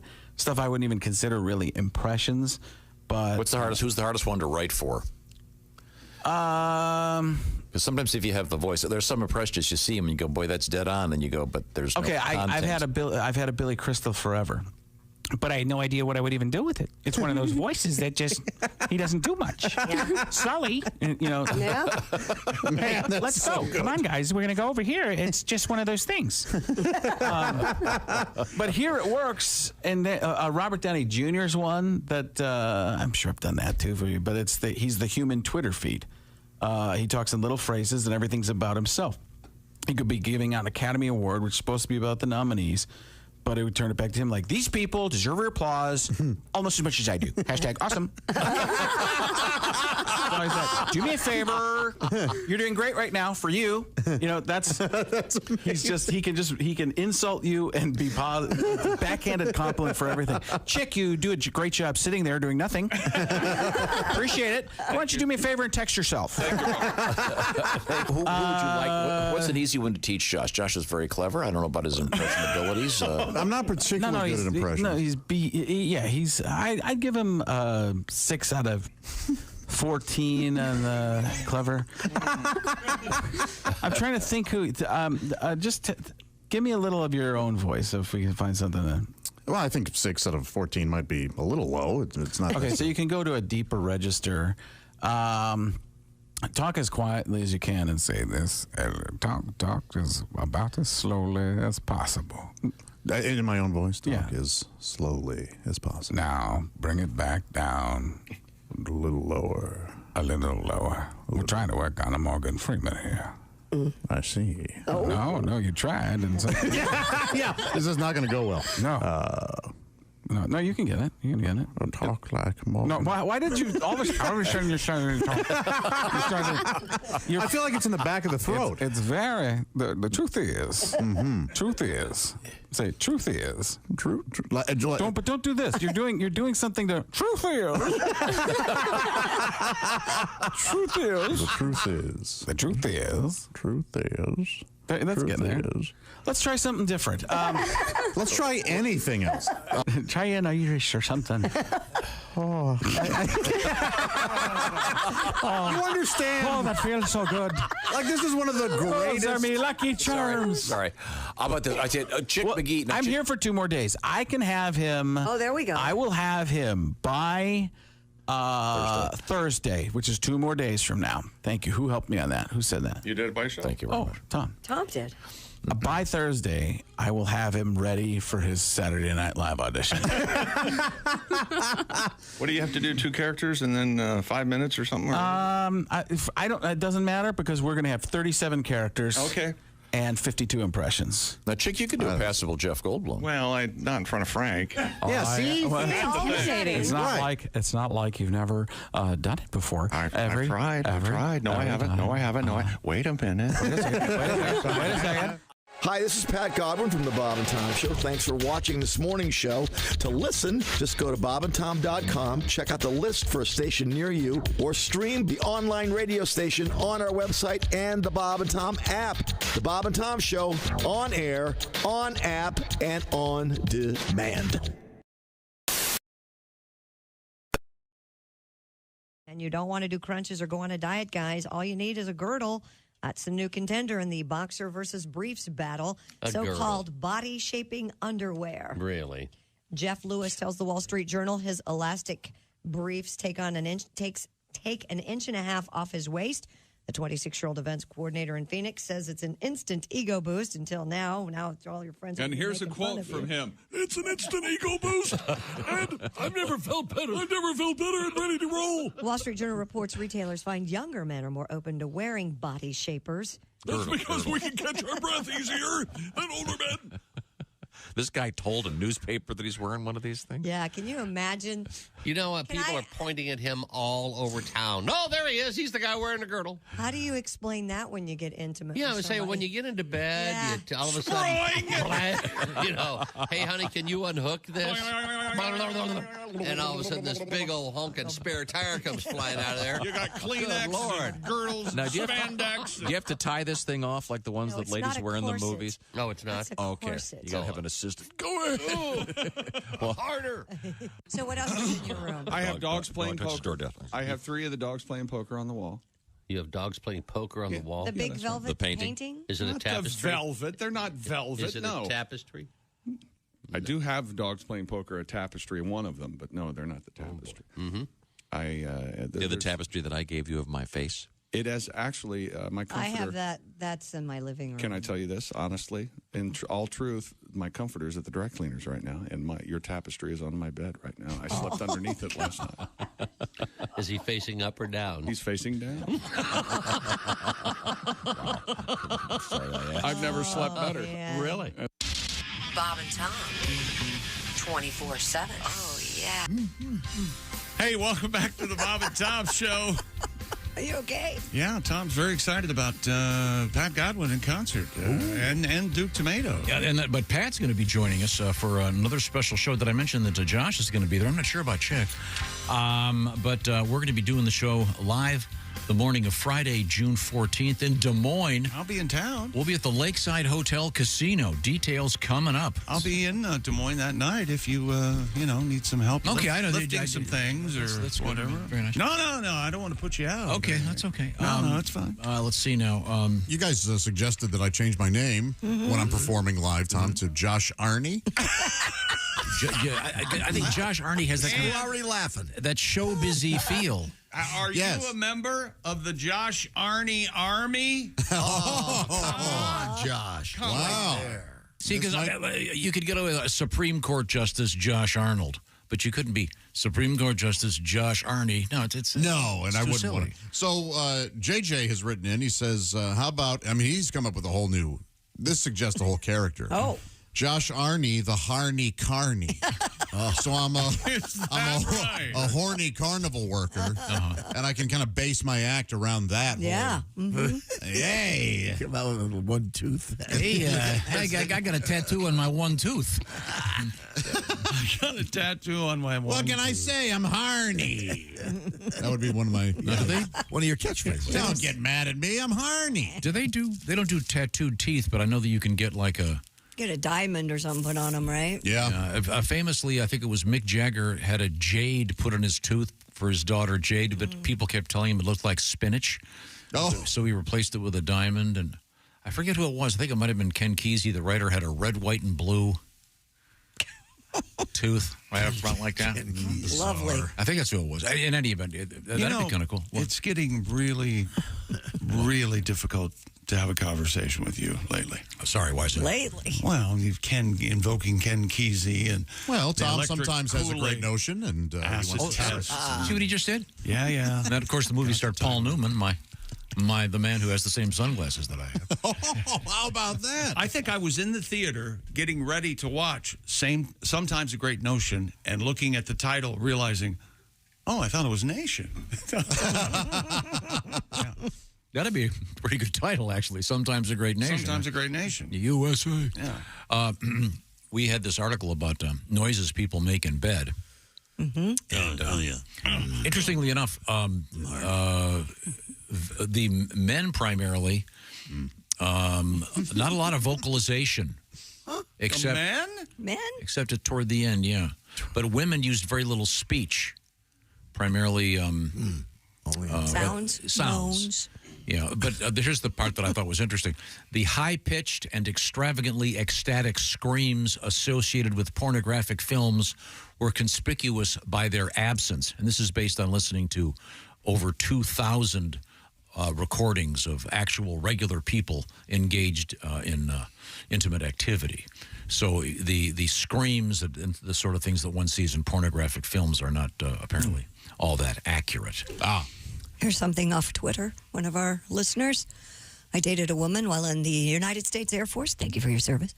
That when she achieved orgasm, she'd howl like a dog. Yes. Sometimes in the summer with the windows open, she'd howl, and so would the neighbors' huskies. Yeah, get all the neighborhood dogs going. Now, do you address that, or do you say, hey, look, I certainly appreciate the applause break, if you will, but could we... You would be embarrassed to death, wouldn't you? I had a similar... Wait a minute. Ace is weighing in. You let her do it. Yeah. Doggy barked? No, but it was obscenely loud, and the windows were open, and I thought the neighbors might hear this. So Awesome. Had to use a pillowcase to... Is that right? You didn't kill her, right? No. Okay. Pillowcase. You took the time to take the case off the pillow? Just easier to tie, Josh. In any event. I want all the neighbors to know when I'm doing it. Do you? Yeah, oh yeah. Yeah, I keep all the windows open so that not only can they hear, they can smell what's happening. And don't you have one of those signs in the driveway? It's happening! Yeah. I go, I put it up. Yeah. Occupied. I'll talk to our friends at Window Nation about that. They'll be pleased to know that that your windows open up enough to allow out the stank. Thank you. Stank? Well, let's just move forward here. What else have you got over there, Chick? Well, we said that Dallas evens things at a game apiece. They beat the Clippers last night in L.A. by a score of 96-93. Kawhi Leonard returned and only had 15 points. Jaden McDaniels, 25 points, career best in the playoffs. And another defensive performance by the Timberwolves, 105-93 win over the Phoenix Suns to take a 2-0 lead in that first-round best-of-7. And Kevin Durant and Devin Booker and the Phoenix Suns might be... They're down 2-0. That game last night in Minneapolis. And you don't approve of 7 games for these? Not for the first round series. Come on. 5 is fine. 5 is more than fine. Yeah. Yes. Would you go down to 3? Maybe for the first round. Yeah. Yeah. 3? And they're doing it. It's 2-2-1-1-1, which I don't cotton to either. It should be 2-3-2 or all 7 games at the better record team. That's not fair. That's what you get. That makes the season so important. I guess. And last night, the Pacers even things up. They beat Milwaukee in Milwaukee, 125-108. Good job. So, do you remember this jingle? I'm from Milwaukee, and I ought to know. Is it a beer know jingle? What? Yeah. I don't. What do you know? Well, I'm not telling. Well, why do I want to go to Milwaukee then? You Solve don't a know. mystery? What do you... I don't... What? Never heard it. No. It's draft brewed Blatz beer wherever you go. Sorry, I started the wrong note there, Pat. Yeah. It's draft brewed Blatz beer wherever you go. There you go. Do not remember that. I think it's jingles. I think are great. I mean, this stuff I haven't heard that in 50 years or whatever. It's just stuff just Wasn't sticks there with like you. Pabst Blue Ribbon beer? That's what I remember. Yeah. How about from the land of sky blue waters comes the water best for brewing. Ham's the beer refreshing. There you go. Ham's the beer refreshing. Yeah, I think they've. Yeah, that's they gone may away. have. They may have dropped that one. How about head for the mountains of Bush? Like a good neighbor. State Farm Miller is Lite there. is there. How about Hey Mabel? Black Label. See, this is stuff you remember this years and years later. Just shows that they work. How about Dolores? Can you believe who just moved in next door? We need a new security system. It's a minority. Security systems. That was. They don't play that one anymore. Make sure you lock the doors. Thank goodness for that. What are you doing? I was just joining in. I'm sorry, I was so bored just with joining into scores with Josh Arnie to anger America. Caitlyn Clark appears to be on the cusp of setting another record. Of course, she's the most prolific scorer in NCAA Division I history. The #1 overall pick in the WNBA draft. Also the Sullivan Award winner for the second year in a row. It's a really big show. Congratulations. Now the Beatles. Partner Wine. Yeah, from Liverpool, England. Popo Gijo. He was the ugliest man. He really was. Not TV friendly at all. He was born to be a columnist. Yes. But the show was great. Is that right? Despite Or was it him. just on? There were 3 channels. Yeah. Nobody else was playing. You know, at that time, there was so little on TV, and it was so new that initially you'd spend the first 10 minutes of the program marveling at how the TV was working. Yeah. So it really didn't matter about content. Yeah. Because he would have quite the potpourri of guests. Yeah. Yeah. And not friendly? Senior. He had great comedians. I'll tell us, Senior Wences, where are you from? I loved Senior Wences. I know. Remember he had Senior to- Wences once? He could take his hand and he'd make it a puppet. Yeah. Hell of an act you got there, He General. also had a face in a box. Remember that? He opened the door to the box and It's all right. It's all right. And it was a scary face. It looked kind of like Shel Silverstein. It was all right. It did kind But, of course, and that led to this great song. Me on the Ed Sullivan Show. Son of a... Ed Sullivan. It's the great Paul Lynde. Me, Harry McAfee, appearing with Ed Sullivan. What a performer. It's great. Ed Sullivan. Ed Sullivan.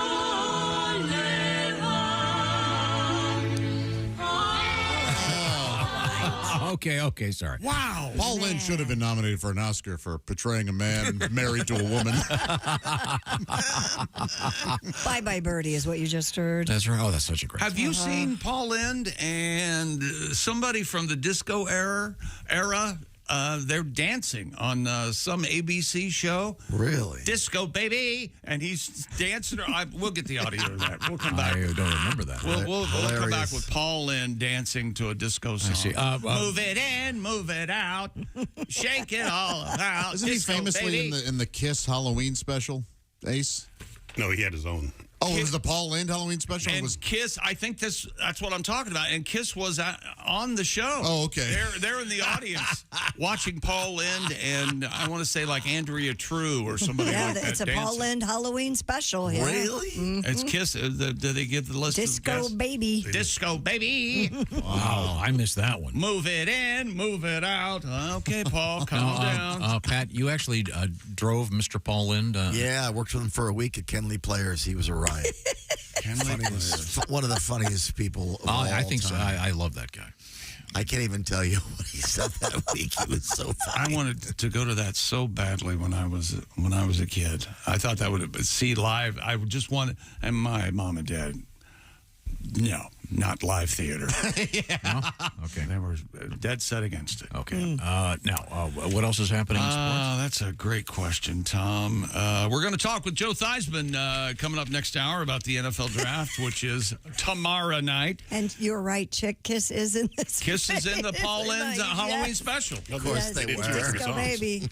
Yeah, but Disco, baby. And Paul's in a spangled tuxedo. black sequin with orange shirt. And do we know who he's dancing with? I can't It's some- tell. There's a some lady. woman. But I think it's he sings with Kiss, too. Oh, Florence Henderson. Florence Henderson makes an appearance. And the redhead, what's her Lucille name? Ball No, Oh, was she in from Gilligan's Island? no, not her. Like, Police Academy? Was she in that? I can't tell. Leslie Easterbrook? Tom, this TV's this. I think this might be better than the disco lifestyle. Pat, what Kiss cover does Paul Lynde do? Lick it up. Lick it up. Oh my God, who is this redhead? I'll figure it out. We've got to hear the audio. And Margaret? Paris Mayor Anne Hidalgo says she's confident. That Hidalgo's a good horse. Did you ever see that with Viggo You Mortensen? cry at that movie. Good don't you? horse. Yeah. The water quality in the river, how are we saying it? Seine will be up to Olympic standards for swimming events during the games. Well, how about that? They've solved that problem? Well, that's what they're saying. Keep reading. While the Seine has been too toxic for most fish and swimmers Wait, so let me for say, decades. Isn't that a little scary? The fish are dying in the thing. Well, I'll be fine. So it's a constant. So it's toxic because it kills the fish. Won't the dysentery propel you?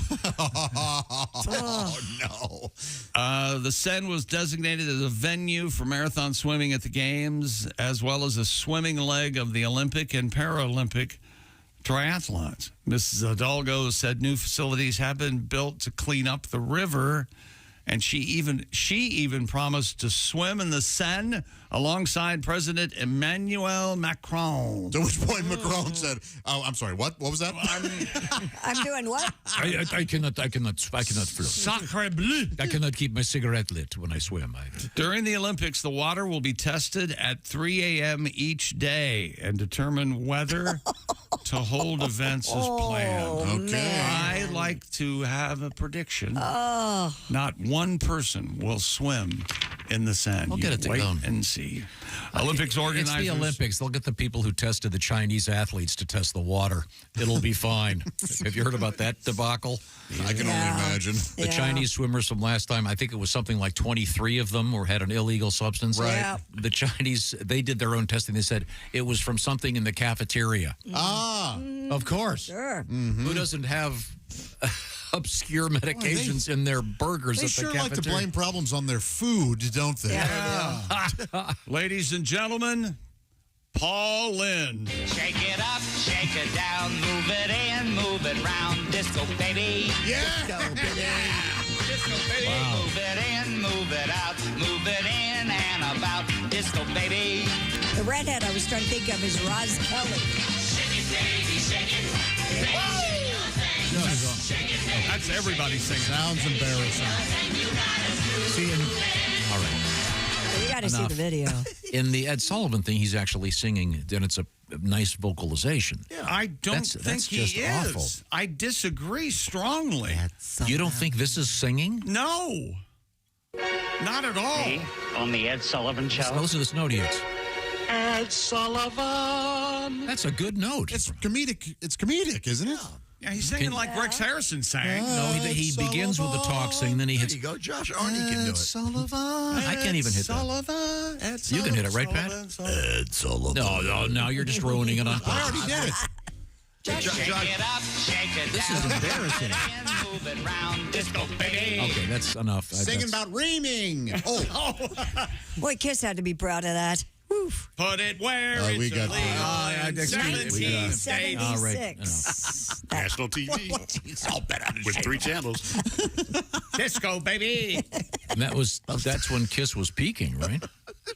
Coming up, yeah. I know. I was coming up. Everything I do is illegal in most states. Disco, baby. That's unfortunate. Oh, I do it. He shuts me down. Pat does it, and he's watching Def Jam. Okay. I understand. You got stepped on, I think. Message received. we don't have to hear the whole thing where they're all singing it. That's What do you mean? I love it. Shake it up, shake it down, move it in, move it round, disco baby.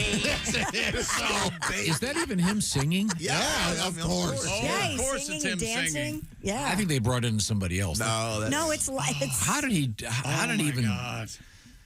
He took the check. Is that Disco, baby. I guess, but he must have. When they brought him that script, I can only imagine what he said. The phrasing is disco, baby. I love it. Disco, baby. Wow. A disco in here, you know what I'm saying, baby? This goes here and that goes over there. Okay. So back to France for the Olympics. Yes. So they may, it says if the pollution levels are too high, events would be rescheduled or canceled. Why don't they move him to a pool? And the swimming section of the triathlon would have to be canceled. They don't have a backup. for that. Canceled? Why aren't they just using a pool? Right. It would have to be For the triathlon. Canceled. To train for that, what you do, Josh, is Triathlon, you're right. Yeah. You find a body of water full of old rusty bicycles and cigarettes, and then you. You know, the name of that event is the athlon. The what? The athlon. But Oh. they get people, why don't you triathlon? Oh, I see. I tried athlon, and boy, my... Nothing? Shake it up, shake it down, move it in, move it round, disco baby. All right. Disco baby! With Pinky Athlon. Tuscadero. Athlon sounds like a lube that doesn't wear There out. is- There is a... He was able to go for 30 minutes thanks to Athlon. Ross Kelly played...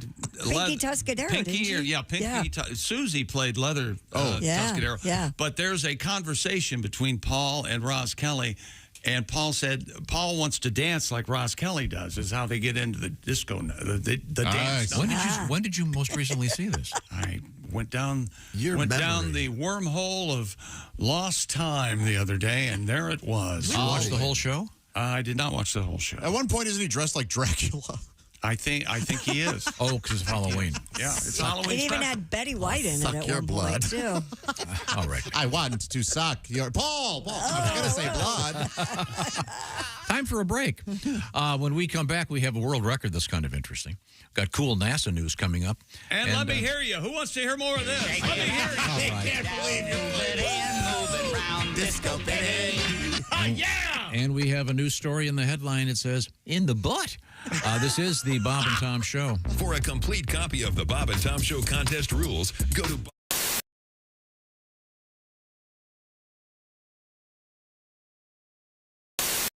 We have the young Shane Moss, comedian from Wisconsin, now living in Boston. Yeah, I got the Ghost of Christmas Future. There you go. Right next to me. So. It's not too late, is it? I can still change. You can. Turns out it is too late. Now, you mentioned that your girlfriend is a veterinarian. Yeah. Now, did you have any normal jobs prior to this comedy thing? Yeah, I had. I did a lot of manual labor type stuff. I worked in a factory for a few years. Worked construction. The worst thing that I ever did was I was a temp laborer. Yeah. Which was just an awful job, and there's like no health insurance or anything with it. There's just workman's compensation. So anytime I need to seek medical attention, need to be a work-related thing, you know, I'd have to call up my boss and be like, yeah, I don't know, I better go and see a doctor. It's just yesterday I think I was just picking up a little bit too much weight, and I think I might have gotten herpes.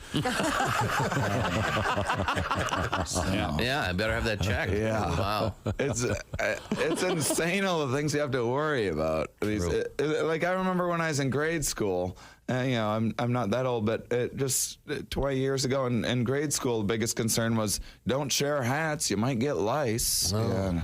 They're much more serious now. Like, don't share needles, you might get AIDS. Yeah. Well, at least you can share hats again. Who cares about lice?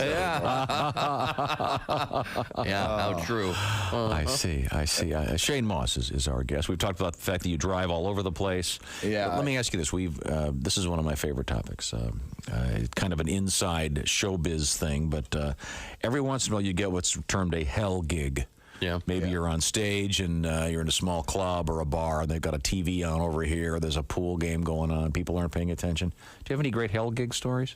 Well, I have a few, and I'll tell one anyway, and then if we have time for more, that's cool. I'll combine cars and a hell gig. How's that? I was in Detroit recently, and this actually wasn't a hell gig at all. It's just kind of my fault. I made a little mistake. Detroit's kind of a little bit dangerous. It's actually ranked the most dangerous big city in the country. And if you remind them of that, they will kill you. Or try, yeah. And I let it slip on stage that I drive a Hyundai, which is a sin there. And I had to explain to him. I was like, listen, I'm all for supporting American-made products. I don't want anyone in Detroit to lose their job or anything. It's just that if I'm driving through Detroit, I want the most reliable vehicle possible. And, wow. That didn't go over very well. Now, your kids are, 11 is your son, right? Yes, correct. How old your daughter? 6. 6. Okay, great. Yeah, she still gets away with stuff, probably. 6 years old. She's so funny that I just refuse to punish her for anything. Right. She came up from kindergarten one day and she goes, Dad, Stacy and I were playing catch and she hit me right in the balls. She only has an older brother. She's only heard that area referred to as that. A good dad would tell her that she's wrong. I am not going to do that. I have chosen to use that to my advantage. She'll be on her first date and making out with some dude and she'll be like, touch my ball. Guess who's done making out? Until at least college, because now everyone in high school thinks she has balls. Thanks, Facebook. Best daddy. Come on.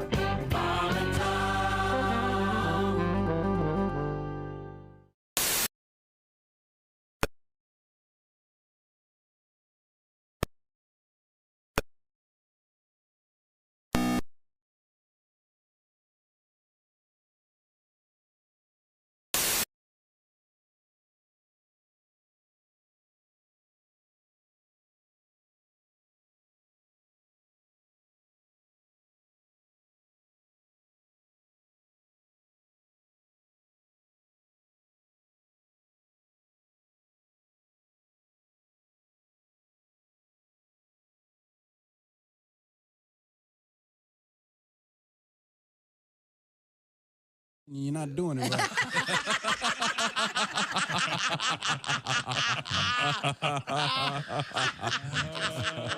This is Jimmy Pardo. You are listening to Bob and Tom Radio.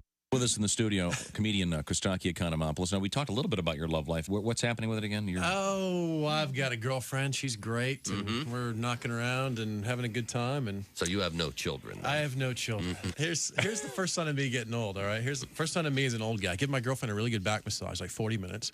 Then it's my turn. I lay down. She just barely starts to rub my back. This is true. And she reaches down and says, "Are you sure you want me to rub your back?" And I said, "Yes." I'm like, what?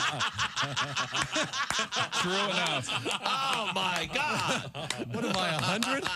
Horse racing, you said? You're from Kentucky. You love horse racing. Love horse the racing ponies. is my passion. The only sport that I really love is horse racing. I've owned a couple horses. We're purchasing one now. In fact, a 2-year-old colt. Cool. I don't know if you all know this. All Kentuckians know this, and most people around the country know thoroughbreds are named traditionally after a combination of the mother's and father's name, the sire and dam line. For example, I didn't know Kentucky that. Derby winner Alli Sheba, out of his father, the great stallion Alli Dar, and its mother, the broodmare Belle Sheba. We're looking at one now called, out of a sire named Whiny Bull by a mare named Girl on Girl. We named it Rosie O'Donnell. Why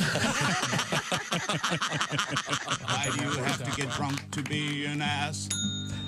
Why do you have to get tight before you get loose? Why do you need a double before you get into trouble? Can't you get into trouble without an excuse? You want to get up and get out and get free and get crazy, but why do you have to start by getting stoned? 'Cause Pat, you don't have to get drunk to be an ass. You can be an ass on your own. I actually have a sexual fantasy associated with the earthquake. Go. All right, woke chick up. In my fantasy, I am making love to this woman. Yeah. And then all of a sudden, she feels the earth move beneath her. Ah, yes. And then she rolls over on top of me and shields me from debris. Safety first, everybody. Safety first. Bob and Tom. For your information, these are two of the worst kids I have ever encountered in my life, and I work the state fair. Okay, well, thank you. I love it when you thank yourself. Welcome back to the Bob and Tom Show. More of Paul Lynde's special Halloween special. 1976. 1976, when the world was young. Coming up, he's talking with Roz Kelly. She was a performer. She played Pinky Tuscadero on Happy Days. Fonz's I girlfriend. remember right, Witchy Poo's on there. Yes. And I don't. Is from it HR Buff and stuff. Yes. Is it Witchy Poo or Martha Ray? It's Witchy Poo. Okay, Witchy Poo. All right. Billy Hayes. Yep. Billy Hayes. I missed all this, fortunately. Florence Henderson. Quite the cast. This is Paul dancing around. Shake it up, All right, shake it down, move it in, move it round, disco baby. And this is how it started. Roz is dancing around, and Paul walks up to Roz, and it sounded something like this. I've been watching you, Pinky. Oh, yeah, I've been watching you watching me talk, Paul. I bet I'm having a better time than you are. Oh, yeah? Do you think you could teach me to do that? I don't know, give me a little whistle. Oh. Too little. I'll tell you what you do. All you gotta do is follow me everywhere. Everywhere. Shake it up, shake it down, Okay, move it I've had in, enough. move it round, disco baby. She mixes it up with a little sex A appeal. little stank on it. Didn't you like that last part, Tom? Disco No. baby. You have no idea who Pinky Tuscadero is. I hated that show. See? Happy Days? He has no idea who she is. That was so. Dumb. That could have That's been the word you're looking for. mistaken for not being on the air. It was so bland. But Yeah. you didn't like it. No. So that's why he doesn't understand. I wasted my time reading books and stuff. Well, yeah, it's of certainly no course. Big Bang Theory. But, It isn't. it was funny. That show's funny. Boy, oh boy. Boy, Pinky Tuscadero, no thanks. I don't remember what she was. She's a redhead. She kind of like a had a mullet. Raquel She had a- Welch-y look in a way. Is this anything, Josh? She had a nose like a Russian novel. Is that anything? Yeah, long. Yeah. How about that? Huh? Yeah, no, she's boy, oh boy. And she had that middle seven. What a handsome woman. Yeah, boy, the middle 70s permed hair. Looks like she should be driving a bus.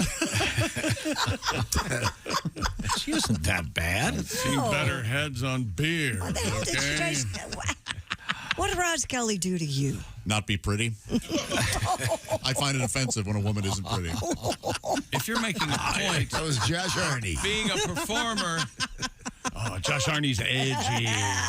Edgy Arnie. Well, Oh, one more word dear record. God. Stupid. Who were we talking about yesterday, Chick? And maybe we can't discuss this. About society trying.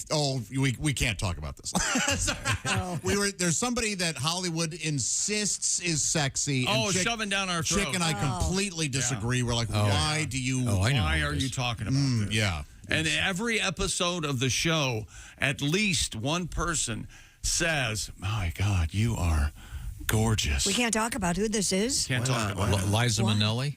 No. Okay, but that's a good example too of like, no, are you? And even to a certain extent, Barbara Streisand, Nicole Kidman. I'm sorry. Yeah, Nicole Kidman. Man, she's got that look. I think she's Ugh. pretty good looking. Well, now. Yeah, I mean that's the thing. We can judge. She's attractive, but she comes off icy to me. She's an actress. She's playing that part. I mean, who are No, any of us to judge somebody's looks? But still, it's Right. It takes a real actor, man or otherwise, to act like they're beautiful and actually carry it Convince off. us that they're Convince me you're beautiful. Go ahead, horseface. I mean, in Arthur, maybe it was the booze and the music. I don't know what it was, but I never bought into that. I'm sorry. We have a world record. Yes, we do. Stupid world record. A woman from Ukraine holds the Guinness World Record for having the longest hair on a living person, female. Miss Aliyah Nasarova has tresses measuring 8 feet 5.3 inches long. 35-year-old stands 5 feet 4 inches tall, meaning her hair is over 3 feet longer than she is. Man. Aliyah washes her hair once a week, and it takes her around 30 minutes to get it all clean. She lets it dry naturally which can take up to 24 hours. Wouldn't she get like mold and mildew? I don't know. She must have constant neck pain. No joke. That's got to weigh something. Ugh. She has some other hair secrets. She does not color her hair, gets her split ends trimmed. She uses only natural products, applies natural masks and oils to her hair, and she never brushes it when it's wet. I take vitamins, get scalp massages, and sometimes visit a sea or ocean to soak my hair in all the natural minerals. Who says it like that? I'm going to go visit the sea. Visit the ocean. She also added, I eat healthy and don't drink alcohol. All right. Well, she sounds like a healthy person, but man. Let's see those armpits, babe. Oh, are those tresses? That's not what you want to see. Go ahead. I'm not worried about the armpits. Also has long hair. Pubes hit the ground. The old Maria Schneider. The old pubes. Wow, that is some hair. Apparently, she's pretty. Apparently, she has a. I can't tell if this is real. This says that she has an OnlyFans page. Oh, okay. She's pretty, Maybe but she wraps herself in her hair and just shows. Yeah, she does not need that. She could do hair that. like that. No, that's cut it. That's some kind of psychological problem. Yeah. Look at me. Well, or just afraid to let go. Which I don't think that's the worst, though. I think that the longest nails, that's the worst. Yeah, that is worse. Yeah. Because you got to have an attendant help you do pretty much everything. You know what I'm talking about. You couldn't get toilet paper off the roll, let alone utilize the toilet paper. No. Without. And if you used it, you'd have to have a toothbrush just to clean your. Yeah, if you have an especially messy movement. I mean, you're there the rest of the day trying to She's get it all got cleaned out. to have that like in her lap. Her hair? Yeah, you're right. She has to roll it into like a. What does she do when she goes to the bath? Like a big bushel basket. Yeah, does she just scarf it around her neck? She probably wears it in a bun or does A something. bun? Yeah, like, How would you like to be seated next to her on a plane? I battle behind her. Maybe I'd stroke her hair. I don't know. I doubt she wears it down much. She has to wear it up. Pull it out of your salad. Yeah. Looks like that. It looks like that. What is that thing where the magician's pulling out the scarves over and over? Jesus, honey, could you cut that stuff? Trick. Yeah, I'd like to clean her shower. Yeah. Well, you'll have to check out the OnlyFans page. Speaking of OnlyFans, Alli Breen now has an OnlyFans outlet, if you will. Oh, I thought you were going to say Joe Theismann. No, Joe's was going to be our guest in about 20 minutes. We're looking forward to talking to Joe Theismann, getting ready for the NFL draft. So we'll certainly look forward to that. And Alli Breen with a little bit of sexy time. It's coming up. This is the Bob and Tom Show. Thanks for listening to the Bob and Tom Show this morning. The show is also out there for you on.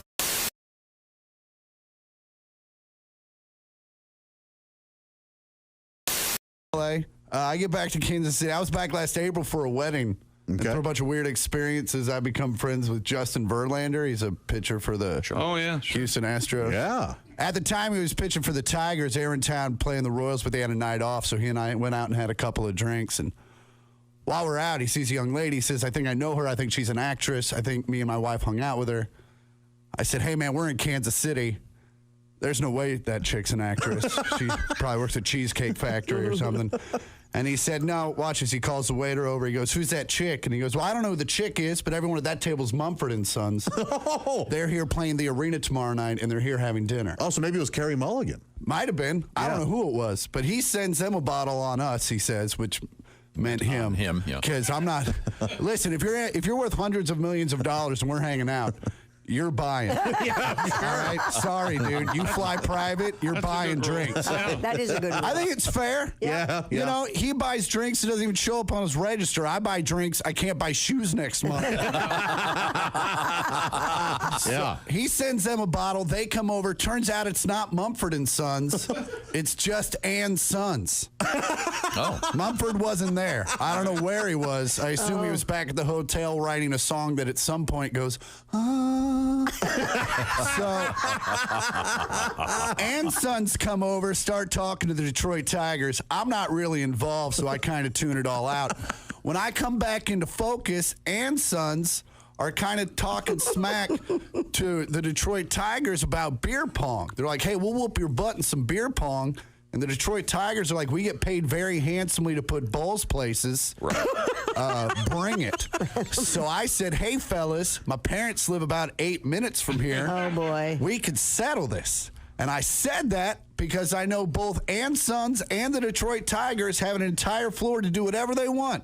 So there's no reason to come to parents' house. It was complete fake hospitality. Right. Until they all turned around and looked at me and said, hell yeah, let's go to your parents' house and play beer pong. And I went, oh, crap.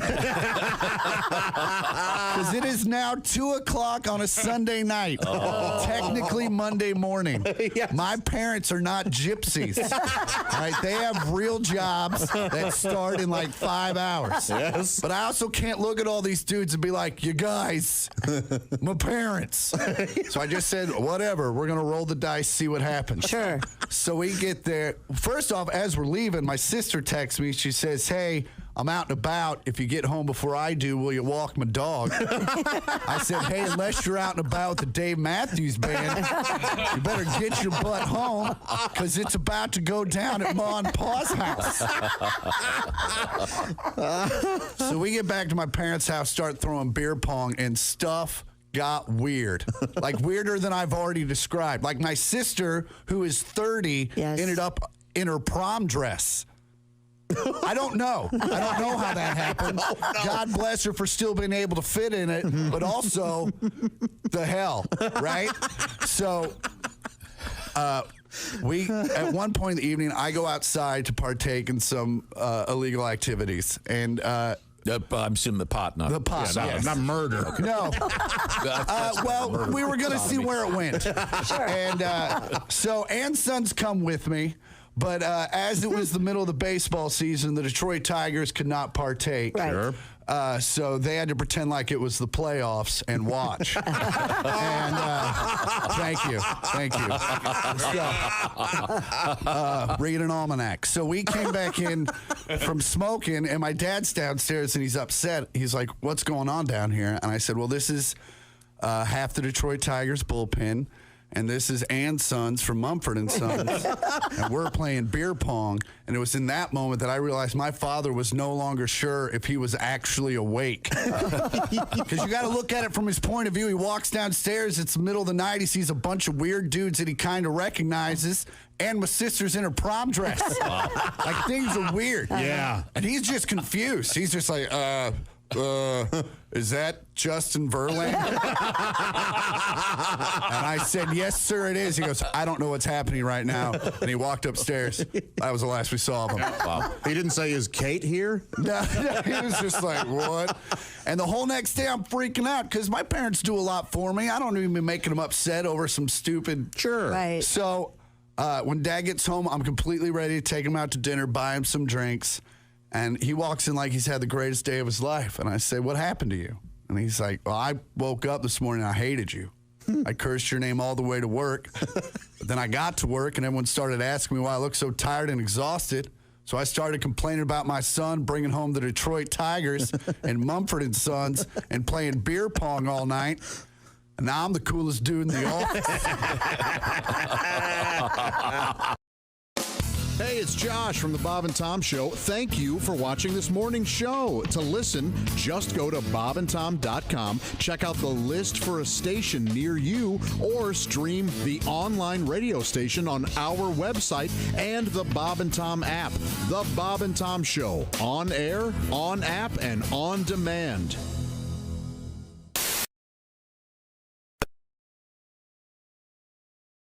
Fancy watch, a watch. And I'm looking at, do you need that as a rock star? You know, it's just, where you got to go, Sting? You need a watch. You know, I don't want my rock stars punctual. You know, if you're going to make a date with Jim Morrison, he'd be late.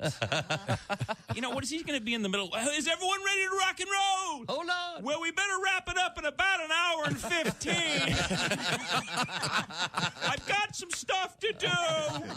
The sitter's waiting. Are you ready to rock? I want my rock stars on heroin or dead, okay? That's a rock star. Here. Not with a watch.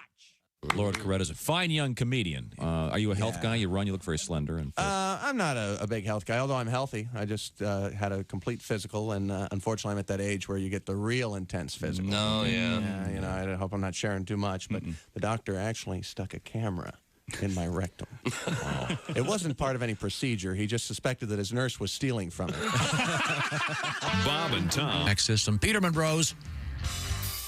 Welcome back to the Bob and Tom Show. At the news desk, it's Christy Lee. Hello. There's Pat Godwin. Hi, chick. He's in the performance room. I got one song out of him today. Is that Yeah, right? early in the day. Yeah. There's Josh Arnold at the I Hate Steven Singer sidekick chair. Hi, Chick. There's Ace Cosby. Hey. I'm Chick McGee. Here's Tom Griswold. Well, thank you very much. Patty G, we got another song out of you, I'm sure. Sure. Coming up any time now. I just want to make sure that we've polished off all of sports. We have the lady from Ukraine with 8 foot plus long hair. Right? Yeah, we did. Yeah, that's really unnecessary. Maybe she can use some of that aid package. We're sending it over there to get a pair of scissors. What do you think? I like long hair. I like to. Yeah, but is that too long? No, that's too long. That is too long. No, anything below the butt, you're going to be dealing with someone who has mental health problems. Oh, that's a stretch. No, it's not a stretch. You're a lunatic to have hair that long. Crystal Gale's a lunatic? Yep. I can only imagine what a gigantic pain in the ass she is. Don't make my brown eyes blue. Let's see that brown eye, babe. I'll show you what make you blue. Well, no, you realize earlier this morning. Yeah. Right where you're sitting now and right where I'm sitting, you took your hand and told me to settle down. You know that, right? And then you come back with the Crystal Gale material. You get fixed up with some woman whose hair goes down to her knees. You're going to go. She's got it together. I would not do that. No. Well, what are we going to talk? What are we going to talk about? My ridiculously long hair that I spend 3 hours a day. What if she never mentions it? Yeah. What if she doesn't mention it? That's not going to happen. No. What is the psychological term for someone who doesn't ever cut their hair? Tonsure phobia is the fear of getting your hair cut. Tonsure phobia? Yes. Oh, that's cool. Yeah. And we met a cool guy when we were in West Virginia. Did you meet the guy that had hair down to his ass? Oh, did you think he was crazy? A little bit. Yeah, kind of. Yeah. He was nice enough? Yeah, he did. Yeah. He did. But he had kind of the dreads. The best thing we can say. He was nice enough. He was a nice guy. He was a very nice guy. Yeah. I just hope he doesn't get caught in that lathe. He's gonna he may want to. Isadora Duncan. Yeah, his hair was cool. It was dreaded. Cool. And, yeah. How much would how much would I have to pay you to grow out your balding head and get fake dreads? Fake dreads? No cut for 2 years. So kind of, man. It would just be terrible. I kind of know the answer to this question, but I'm going to ask it anyway. Could you be any more insulting? You're yeah, he's right. I know. I have a balding head. Could you grow out your balding head? I have a balding head. I have to start identifying as just a bald man because I'm there. I'm there. No, you're not. It's pretty. It's pretty like when your hair is like. I have to think of weather differently now because of I'm bald. The sunshine. You wear a lot more hats. Yeah. I can't use a sunroof. Oh yeah, sure. Oh, because right. you'll burn the top of your head. Yeah. So now, will you completely shave, or will you always have hair like Tom does? I don't know. I mean, I'm hoping it doesn't. I don't continue. You know what? Maybe every balding guy goes through this where it's rallying. Where I'm, or where I'm like, okay, this is now it's done. We're okay. It's going to stay here. But there's no. You look good though. You look good. Yeah. Oh, thanks. You do. But I think you are very handsome. The dreads. White guy graying balding dreads. That's a look. That's got to be so ridiculous looking. I'd look like the Predator. So you can see why I want to pay you to do it. Yeah. You want him to look ridiculous. It would be really funny. And then he change his name to Josh Arnie. Because the skullet is one thing. I think some guys can actually pull off the skullet. Yeah, I agree. And but the dreads just on the back and sides is so. We could probably find you a wig that does that and save you a lot. Yeah, what's the guy in the band? Counting Crows, doesn't he wear the dread wig? You're the one who started that, and he doesn't wear the dreadlock wig. Jonathan Davis of Korn he's balding and he gets close to that kind of dreaded bald guy look. But a lot of it is that artificial where they have to go to a special store and have it I don't know about processed? him. They're not real dreads. They're kind of culturally appropriating that look. Oh, I don't know. Like, remember the white man's afro in the mid-'70s?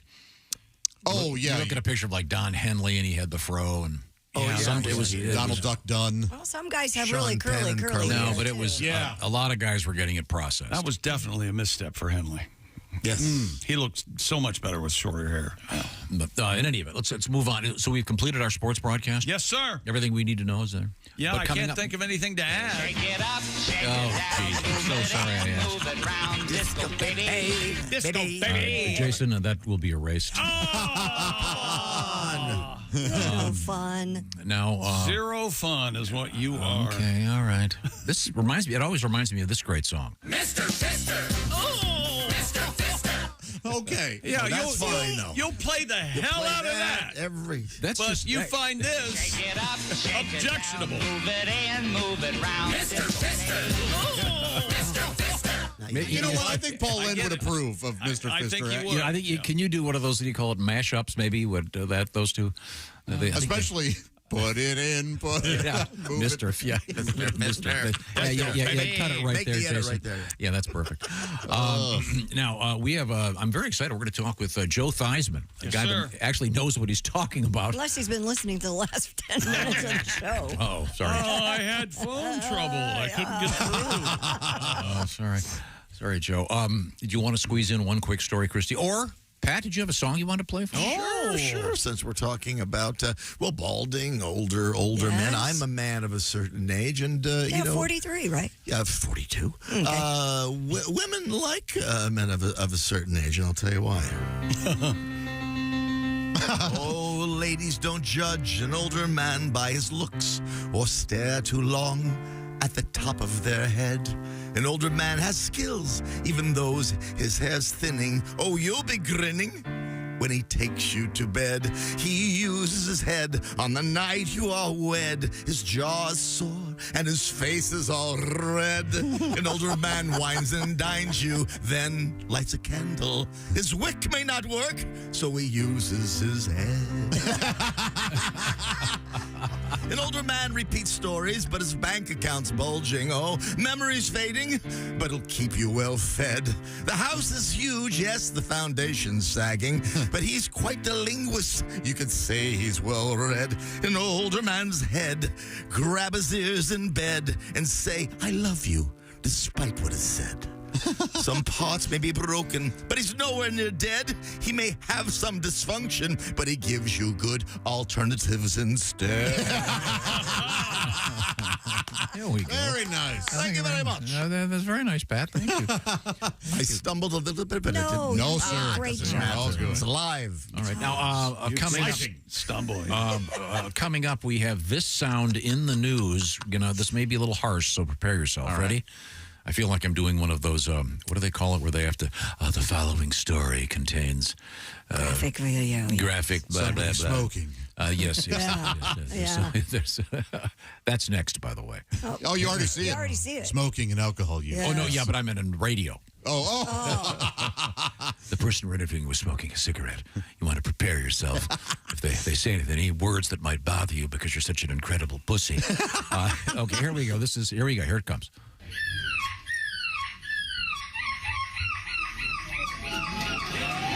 Okay, that's coming up in the news. Are we supposed to tell you what that is? No. Baby but, Velociraptor, I think. right. Good. Very good. It's not. Let me tell you about Raycon earbuds. How about that, Tom? Ever notice how when you ask Mom what she wants for Mother's Day, she You don't have said, to get me anything. I don't want anything. Maybe just some peace and quiet. Ha-ha! Peace and quiet. That's where Raycon Everyday Earbuds come in. The perfect way to tune out the world and listen to some great entertainment like the Bob and Tom Show or your favorite playlist. Raycon Everyday Earbuds, seamless Bluetooth syncing, 8 hours of playtime, and a 32-hour battery life.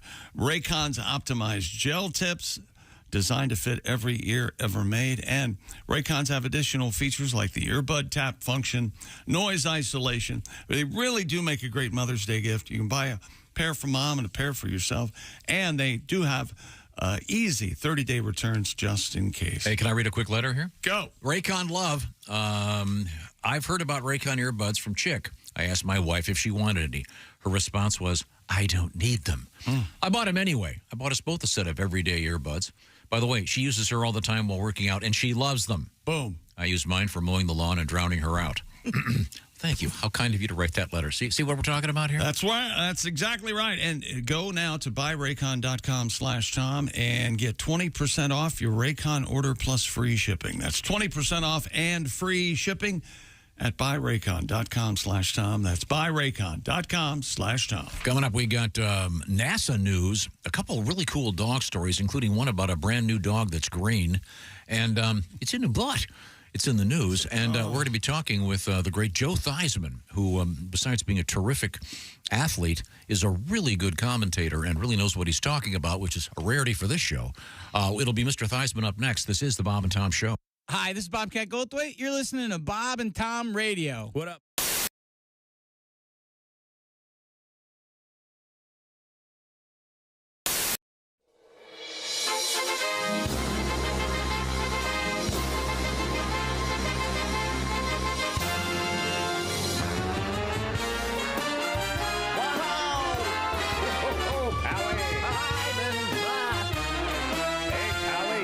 Like our girls have dumped us.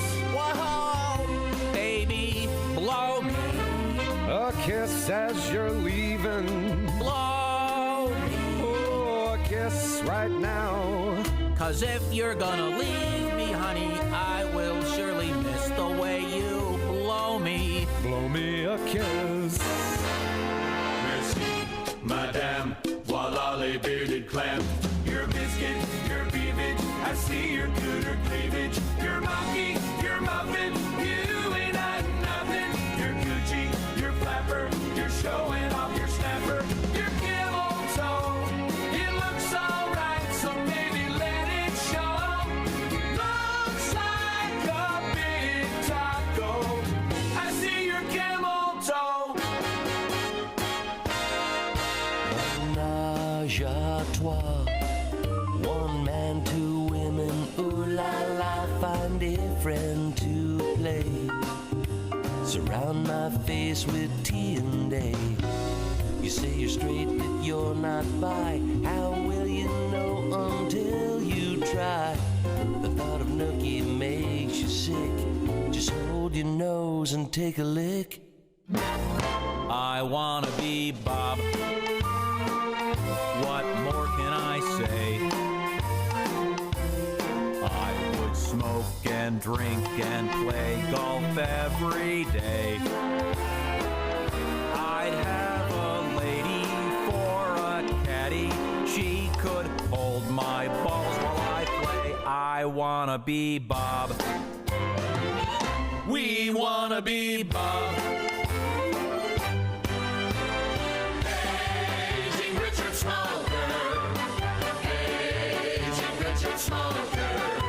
His name is Richard, but they call him Big Dick.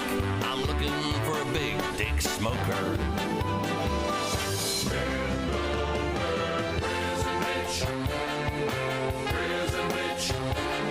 Turn out the lights 'cause I can hardly wait. Yeah, prison bitch. When I get out, I'm ready to go straight.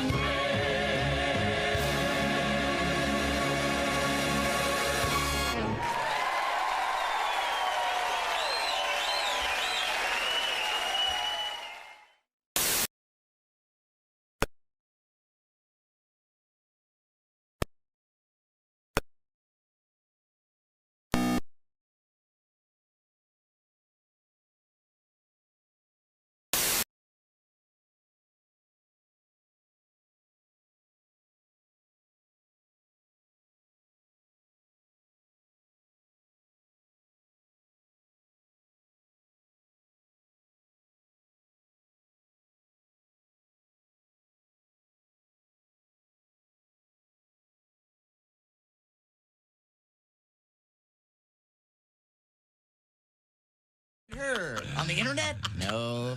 No. I met her at a bar. Whoa! We're not worthy. We're not worthy. Oh, that's great.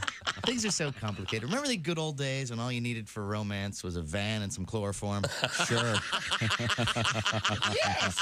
What happened to those days? Hi, this is Carl Lewis, and you're listening to Bob and Tom Radio. Bob and Tom Show. Hello, this is Bob and Tom Show. Yeah, good morning. Yeah. Hello, calling, visiting, listening to show. We're visiting with comedian Frank Caliendo. He was just talking about Raymond Burr. Oh, Frank John Madden. Does the John Madden. Very good. He was doing his impression of the fabulous actor Raymond Burr. You're familiar with Mr. Burr, of course. Perry Mason. Yes. Actually, it was interesting because we were talking about one of Mr. Burr's earliest films, of course, the legendary. The film. Not familiar with early Raymond Burr. Yes, I was in Godzilla.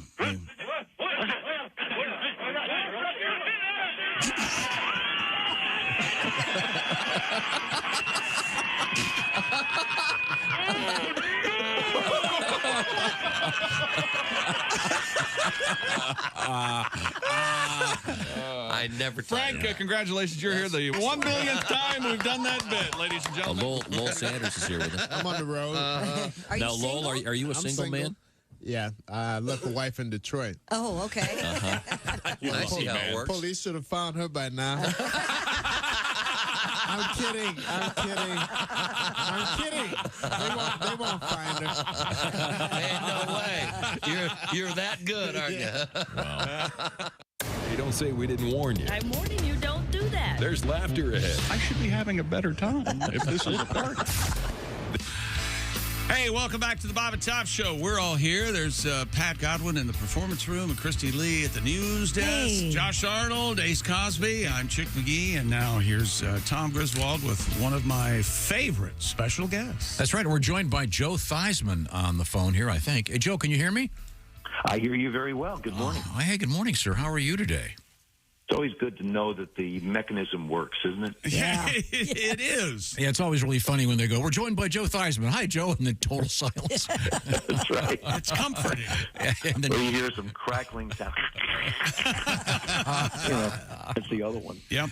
Did you when you were starting out, did you get advice about how to be interviewed, or were you naturally good at it? Because you're obviously a very well-spoken. In the beginning, were you pretty good at it? It's really funny. When I was at the University of Notre Dame, Roger Valdesari was our public relations director. And when I did interviews, after I started playing more, my sophomore year and then on, Roger used to sit in the interviews with me, and he would sit behind the person doing the interview on, let's say whether it was camera or whether it was newspaper, whatever. And the person would ask a question, and Roger would sort of like, either nod his head, go ahead, pick it the way you feel like it, or just sort of shake his head, say, you know what, that might be something you want to figure out a way to sort of politely it and politically be correct.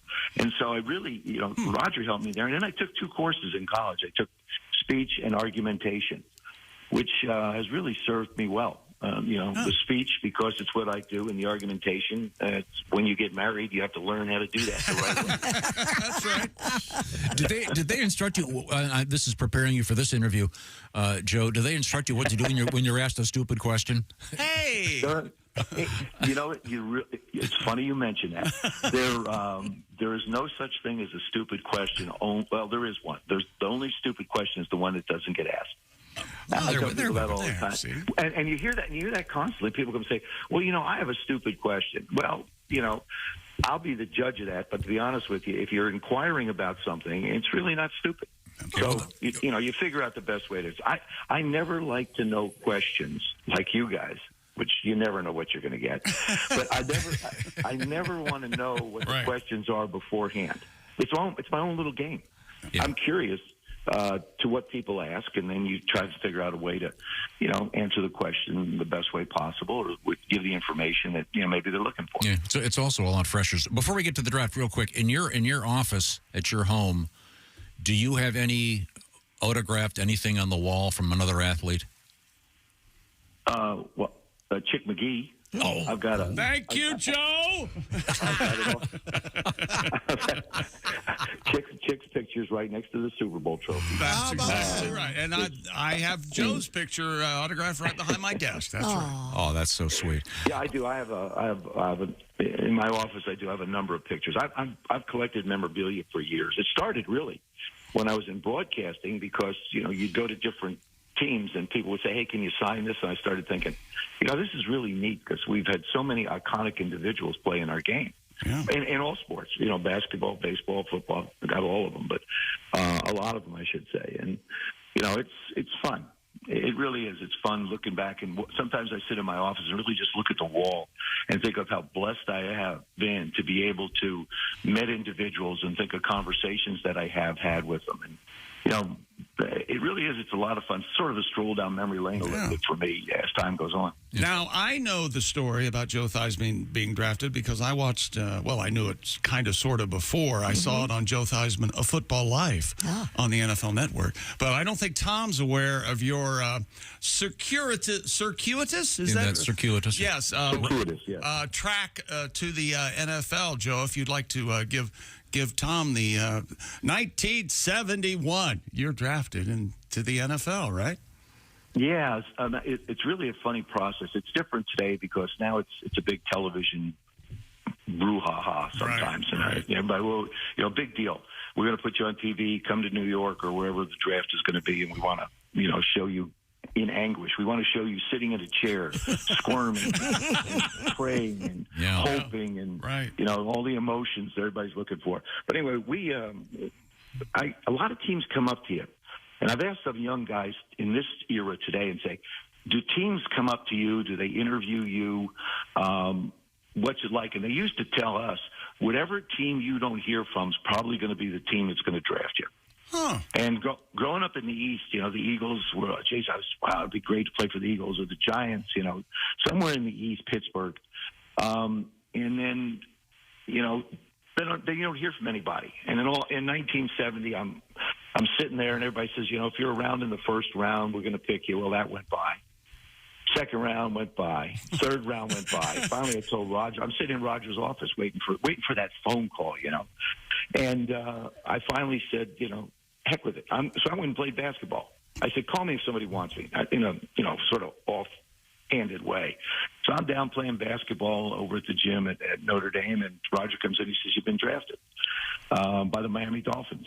I went, "Hey, great." I mean, it was great to be drafted, but I'd been disappointed not because I thought I would be drafted or wanted to be drafted in the first round, but because people told me I would be. Right. And those are the moments that are captured on TV now. Is the expectation of the young players having been told where they're going to go, and it didn't work out that way. So anyway, I wind up going to Miami, negotiating. At that time, Joe Thomas was the GM. He was having heart surgery. So I negotiated my contract with Joe Robbie, the owner, and I did not have an agent, which was a big mistake. Actually, I did my first contract, which was a mistake without an agent. I did my last contract with Mr. Cook, which turned out to be very good. I'm 1 for 1 in negotiation. So I wound up going, I went down to Miami, said I would be a Miami Dolphin. Shula thought I'd be a Miami Dolphin. And all of a sudden, off I go to Toronto. See, you'll love these numbers. My contract offer was $35,000, $45,000, and $55,000 over 3 years with a $35,000 signing bonus. Guys make more than that in a week. Yeah, they really do. I mean, the numbers are off the charts. So I wind up, long story short, signing with Toronto and go up to the Argonauts, and that was just 50-50 across the board, U.S. dollars. So I get back. I'm in South Bend, come back from my visit in Toronto. Eric calls me at 6 a.m. in the morning. Parseghi, my head coach, he says, "What have you done?" I said, "I signed with the Toronto Argonauts." He said, "I know. Coach Shula's on a plane right now coming up here." Oh. So Shula flew up to South Bend and read me the riot act. You had a moral obligation to be a Miami Dolphins. You agreed to. Yeah, I said that they wanted me to pay back my bonus if in the event I didn't show up for any of the 3 years, and you have to remember, 71 was sort of the end of the Vietnam War, and I didn't know what was going to happen. As a young guy, 21 years old, I didn't know what was going to happen. So, he got mad at me, and I wound up playing 3 years in Toronto. George Allen played and I loved playing in Toronto. Loved the people up there. Loved playing in the CFL. And then George Allen traded a number 1 pick for me to Washington, and I sat behind Billy and Sonny. Returned punts for my first 2 years in the National Football League, and then wound up playing in '78, and I guess you could say the rest is history. Yeah. Well, the interesting part about him going to Toronto was in '72 when the Dolphins went undefeated. Bob Greasy got injured, and guess who would have been the starting quarterback for the undefeated Miami Dolphins? Joe Theismann? Had he stayed in Miami. Well, now here's the thing. See, this is the thing. Funny you should bring that up. What I tell the Dolphin fans is there's no guarantee that I would have been able to do what Earl Morrall did. Yeah. Earl Morrall won 9 football games. Yeah. And the position that I would have conceivably have been in. Yeah. So I basically, so I tell people all the time, listen, Earl won 9 games in that undefeated season because Bob was hurt. I didn't know if I could do that. Yeah. So by me not being there and Don going to get Earl, it wound up helping them to an undefeated season. And to all the Dolphin fans out there, I say you're welcome. That's right. That's exactly right. Now, Joe, we're talking with Joe Theismann, by the way. The NFL draft tomorrow? Yes, tomorrow night, 7:30. Now, Joe, do you watch it peacefully at home, or do you have to be someplace talking about it? Actually, no, I'll be able to watch it a little bit tomorrow night. I watched the first. Well, obviously, I'll watch at least the first 4 or 5 picks because I'm curious. But Chicago picks 1, Washington picks 2, and so certainly I'm very interested to see what the Commanders are going to do. And I still spend a lot of time around the organization. I think Dan Quinn, is going to be. I think he's really going to make it a really solid situation there. Adam Peters, the general manager, that Josh Harris and his group have put together, I think, a really good team to be able to move this franchise forward. They brought a lot of new faces in. I mean, Chick, I know you follow it religiously. Oh yeah, we're probably going to start this year maybe 11 new players. Wow. Half the football team probably will probably be starters that have come from someplace else, or they're looking for a franchise quarterback. Right. If they don't take a quarterback with that first pick, a lot of people in Washington, I think, will be very disappointed. And the rumors are leaning toward now Jaden Daniels from LSU, right? Or those are the rumors. Yeah. I want to put a disclaimer out there. I have no idea who they're going to take. Joe, you know. Listen, okay. I went through that. I went through that with the name change and the logo. Okay, so I learned my lesson. Oh, yeah, that's right. I forgot about that. Once again, we're speaking with. You only need to hit me in the head once. That'd be a good title for a new book. Yeah, you've got How to Be a Champion Every Day. Now, you only need to be hit in the head once by Joe Theismann. I should have actually. That should have been the subtitle, to be honest with you. Joe, what do you think of the new kickoff situation? Oh yeah, I'm still trying to understand it. I mean, it's you can't go until the ball is caught. What happens if you leave a little early, anticipating the ball to be caught? This is going to be a work in progress. I'm glad to see that they're bringing back one of the most exciting plays in football. Instead of just kicking the ball into the end zone and, guys fair catching it and moving it up to the 25-yard line. If it lands a certain place, you get it on the 20. If it lands someplace else, you get it to the 25. It places a premium on different individuals that have kick return abilities. Like Devin Hester, for example, was one of the guys. I had a conversation with somebody. They ask me sometimes, they give the list of about 15 guys that are up for the Hall of Fame. And so what do you think? And one of them was Devin Hester. And the guy I was talking to said, "But he's just a kick returner." I said, "But he was such a vital part of that team. He certainly deserves to be in the Hall of Fame." Well, he just did one thing. I said, "So Jan Stenerud, who's a kicker, just did one thing, and he's in the Hall of Fame. What's the difference?" Yeah, that's right. End of conversation. And so I think Devin got voted in. Good for him, because it has been a part of the game that I think has lost its luster, and now it's going to come back. I'm curious to see how they officiate the rule through the the preseason games. We only have 3 preseason games. So, the coaches are going to really have to teach it and preach it. And we're going to get a chance to see it on film in various games, but a very limited amount of it. Right. Yeah, I didn't realize that you were a kick return guy for a while? Punt return. Punt return? Yeah. Now, I return punts. Was that... he just wanted to be... he wanted to play. Was that looking back, was that scarier than just being quarterback? No, man, it was cool. It really was. I my sophomore year in college at the University of Notre Dame, the first 7 games at Notre Dame, I returned punts with a guy by the name of Bob Glaggio. I was a punt returner my sophomore year. Terry Handwriting got hurt, who was a Heisman Trophy candidate, with 3 games to go, and then I wound up. Era called me in his office. He said, "You're going to start." Now, he had 2 other seniors, Bob Veldon and Coley O'Brien. Coley actually had quarterbacked Notre Dame in '66 to the national championship. Oh. And this was 1968. And Era gave me a chance to be the starter at the university in '68, the last 3 games, and I played '69 and '70. Yeah. But yeah, I started. And then when I went to Canada, which is really weird, there was no downfield blocking in Canada. So you caught a punt, you were on your own. But there's supposedly this 5-year halo rule. Nobody could get closer than 5 yards to you before they knocked the living crap out of you. Okay? Right. Yeah. So everybody had to sort of slow down before they had a chance to really blow you up. Really weird. Oh, God. So anyway, I wound up. But see, they have the rouge up there, or the single, it's called. Yeah. So if the ball is punted in the end zone and is not returned out, it becomes 1 point for the team that punted it in. Well, at the end of a half, my job was to catch the ball in the end zone and punt it back out. Wow. So, that was a little challenging at times, especially with no blocking downfield. You're on your own. Yeah, it sounded like a fire drill up there or something. I don't know what was going on in Canada. Oh no, it was. But yeah, I loved catching punts. Yeah. It's really one of the most exhilarating things you can do. You against basically 10 other guys coming down the field. And yeah, it's fair. It's fair odds, I think. I thought it was pretty fair. I would just think it'd be terrifying. Yeah. Well, there's different I've studied, you study different punts, like punts from left footers, okay? The ball has an entirely different rotation than it comes from a right-footed punter.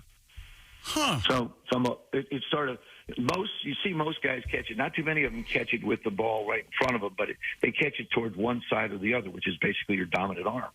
So you sort of work to where you can catch it towards your right armpit or your left armpit. I used to practice never getting my body near the ball. I used to try and catch it all the time with my hands, and we didn't wear gloves. So no matter what the conditions were, it got a little interesting at times. Well, I almost broke one against the Rams. I averaged 10 yards a return. I was like, no kidding. I didn't know it was that high. Yeah. Wow. Oh yeah, it was crazy. I know. It's amazing what you can do when you're scared. We're speaking with Joe Theismann, and Chick and I disagree about something in of a technical nature. The ability now to have the ball electronically juiced so they don't have to Tom wants to take the referees out of it entirely and put a chip in the ball, and so they know exactly where the ball is at every time. Yeah, exactly. At any time on the field. Those 2 guys marching out there, it's not 1950 anymore. We can figure out if you get a first down, you get a first down. What are your thoughts on that? Well, there's technology that I think will be coming for that, which will help and speed up things a little bit. Because now there's, just fair discussion. If you have a pile up at the end zone, right? Is he in? Is he out? Is he not? This will move it along a little bit quicker. I think there is going to be technology in our game. But how about in baseball? When you watch I love Major League Baseball because I get drafted by the Minnesota Twins, and baseball has always been a love of mine. You talk about taking somebody out of the game, the home plate umpire. What you're going to see is if you watch a Major League Baseball game, they have the square up there. Right. And you see where the pitcher throws the balls. And what eventually I think is going to happen is that square is going to be strikes and balls. That's the way strikes and balls are going to be called in Major League Baseball. Oh, okay. Major League Baseball is extremely progressive. I think that they've done a great job of modifying the game, but yet keeping the integrity of it. The bases are a little bit bigger. You've got a pitch clock for pitchers now, whether a man's on base or, whether he's not. I like the rules that they've made and changes they've made in baseball. And we move a little bit slower in football when it comes to rule changes. If, the one that got me was about 4 or 5 years ago, maybe there was a rule that if you looked like you were going to come down in bounds on the sidelines, it was a catch. And basically you're doing is the official had to sort of decide whether you were going to look like you were going to come down in bounds. And to me, it's real simple. You're either in bounds or you're not in bounds. Yeah. If you're 2 feet down, it's a catch. If you don't have 2 feet down, it's not a catch. And I just, and to be honest with you, there's one rule I think they have to change in football, which will, I think, make the game a bit more fair to everybody, including the fans, is you should be able to challenge any play. You don't get any more challenges, you just get 2. But now they have a menu of plays you can challenge and a menu of plays you can't challenge. Right. Challenge everything. Yeah. If you want to use your challenges up, that's up to you as a coach. Right. But we've seen too many times in football where people scream and yell. And, of course, with instant replay, you're getting a chance to see it anyway. Yeah. Do you like the ability to communicate from the sideline electronically? I do. I'm glad I didn't play because it gives coaches a bigger menu to choose from. Aha. Yeah, I mean, I've never, ever, I want to do this year. I want to go to Washington's training camp and put a helmet on and having somebody talk to me. You talk about communication, 100,000 people in the stands and somebody trying to tell you something in your ear. But we used to play. We used to signal plays in. Yeah. And you learn the game plan enough so that old Coach Don Bro was our coach who signaled in. All he needed to do was start it, and I basically knew. Because you spend the entire week in meetings learning what you need to learn, but and sometimes the communications are a little rough. But I think it's interesting. But like I said, it increased the menu for coaches to be able to do a lot of plays. Did you ever wave him off like a pitcher? No. I played for Joe Gibbs. If I waved him off, he was going to wave me off. The famous one he wanted to wave off was the interception to Jack Swyrick in Super Bowl 18. Why did you bring that up? Joe wanted to wave that one off. On that note, I look at my watch. Hey, Joe, it's always a great pleasure. Thank you so much for your time. Thank you, Seven. Oh, great joining you guys. Been a long time. Yes, sir. It has been. Hope to see you soon. Thanks, Joe. Bye, Joe. Take care, guys. All right, buddy. Bye-bye. Oh, God. Don't you love when someone knows what they're talking about? What a rarity for this show. And I know what I'm talking about as far as Simply Safe, the do-it-yourself home security system. Simply Safe has it all. They'll give you peace of mind with sensors to detect break-ins, fires, floods, indoor and outdoor cameras in high definition. Keep watch over your property day and night. And backed by 24/7 professional monitoring for less than $1 a day. And Simply Safe professional monitoring agents, get a load of this, can help stop crime in real time. They can talk to the intruders through the wireless indoor high-definition camera and tell them police are on their way and they are being recorded. No contract is Simply Safe, 60-day money-back guarantee, and it's risk-free. If you don't love it, send the system back for a full refund. Simply Safe has given us, and many Bob and Tom Show listeners, real peace of mind, and we want you to be next. Get 20% off any new Simply Safe system when you sign up for Fast Protect monitoring. Just visit simplysafetom.com. That's simplysafetom.com. Remember, there's no safe like Simply Safe. Coming up, we got green golden retriever, and we got a guy that got stabbed in the butt. This is the Bob and Tom Show. Got something to say? Send us an email, bobandtom@bobandtom.com. This is the...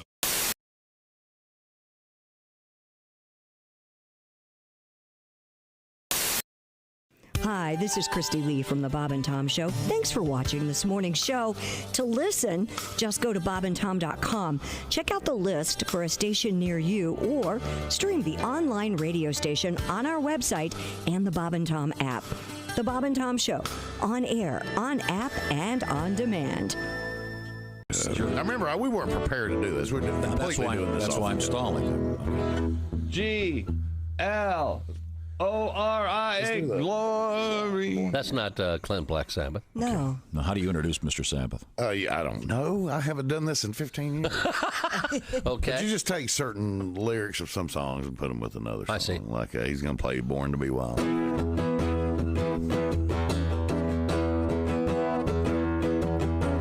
Listen and I'll tell you about a man named Jed. Poor mountaineer, yeah. Barely kept his family fed. And then one day he was shooting at some food, yeah. Up from the ground come a bubbling crude. Black gold Texas tea. Sweet tea. Nothing like sweet tea. Huh? Try that. I like drinking sweet tea. That's nice. Try one of the other ones. Whichever one you want to do. How about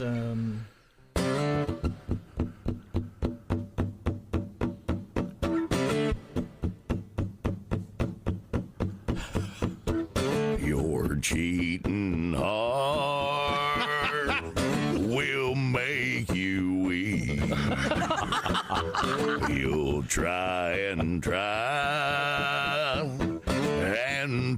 to sleep, but sleep won't come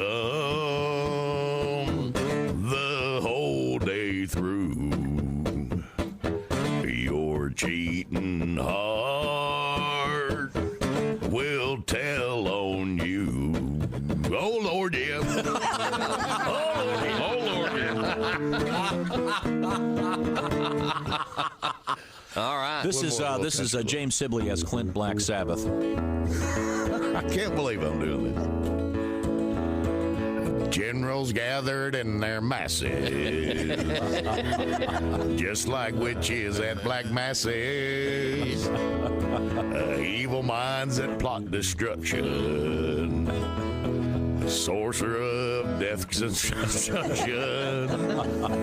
In the fields of bodies burning, as the war machine keeps turning. Death and hatred to mankind. Nice. Poisoning their brainwashed mind. Oh, Lord, yeah. Oh, Lord, all right, yeah. that's good enough. Oh, Lord, yeah. Oh, Lord, yeah. Oh, Lord, yeah. Clint Black Sabbath. Very That's great. Makes it a lot. I love that. The Steppenwolf thing, the Born to Be Wild, you should do that if you ever go karaoke. I got to do that one. Yeah, do that. You can sing Beverly Hills. And you've heard the Purple Haze Green Acres thing, right? Yeah. Oh, yeah. I love doing that. Wait, well, I haven't heard that. I guess that always makes the words everybody from happy. Green Acres fit great.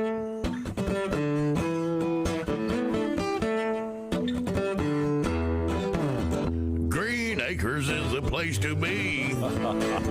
Farm living is the life for me. Land spread now so far and wide. Keep Manhattan, just give me that countryside. Say, touchdown, Tennessee. What? What do you think that's He about? said, talk about a turnoff. Well, that is specific. Yeah. Why did he have to hear that? Sounds like a volunteer fan. Rocky Top, baby. Wow. Bob and Tom in the morning and highlights all day long. The Bob and Tom Show. Bob and Tom 24/7. Bob and Tom 24/7. Oh, that was a good flight. Yeah, it was. Nicoterm. That's the name of it. Nicoterm? What's that? It's a patch. It's a patch? Yeah, it helps you quit smoking. My doctor gave it to me. Nicoterm's a patch? Yeah, Nicoterm it's a patch. A patch? A patch. Some kind of patch? Yes, it's a patch like you put on your arm. Nicoterm is a patch? Oh, I'll be damned. Yes, it's a patch! 2 days later, different flight, same airport. What do you mean a patch? It's a patch. You mean like a cabbage patch? No. Like a briar patch? No. Like a patch of pirate wear? No. You mean like a patchwork quilt? No. You mean like a Clarence Carter No. patches? Why can't you understand this? It's a patch your doctor gives you that you wear on your arm. What do you mean arm? 2 days later, same airport, yet another flight. Now, let me get this straight. Nicoterm is a... Nicoterm, guaranteed to help you quit smoking. I think it's a patch.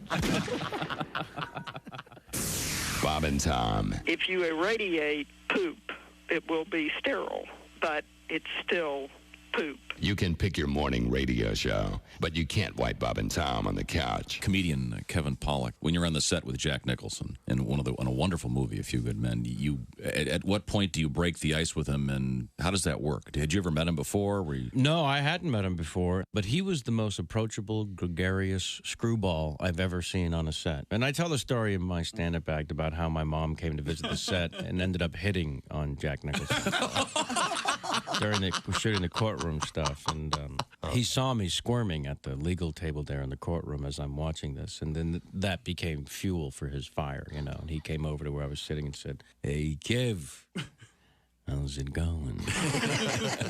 Listen, I was wondering if you could do me a favor."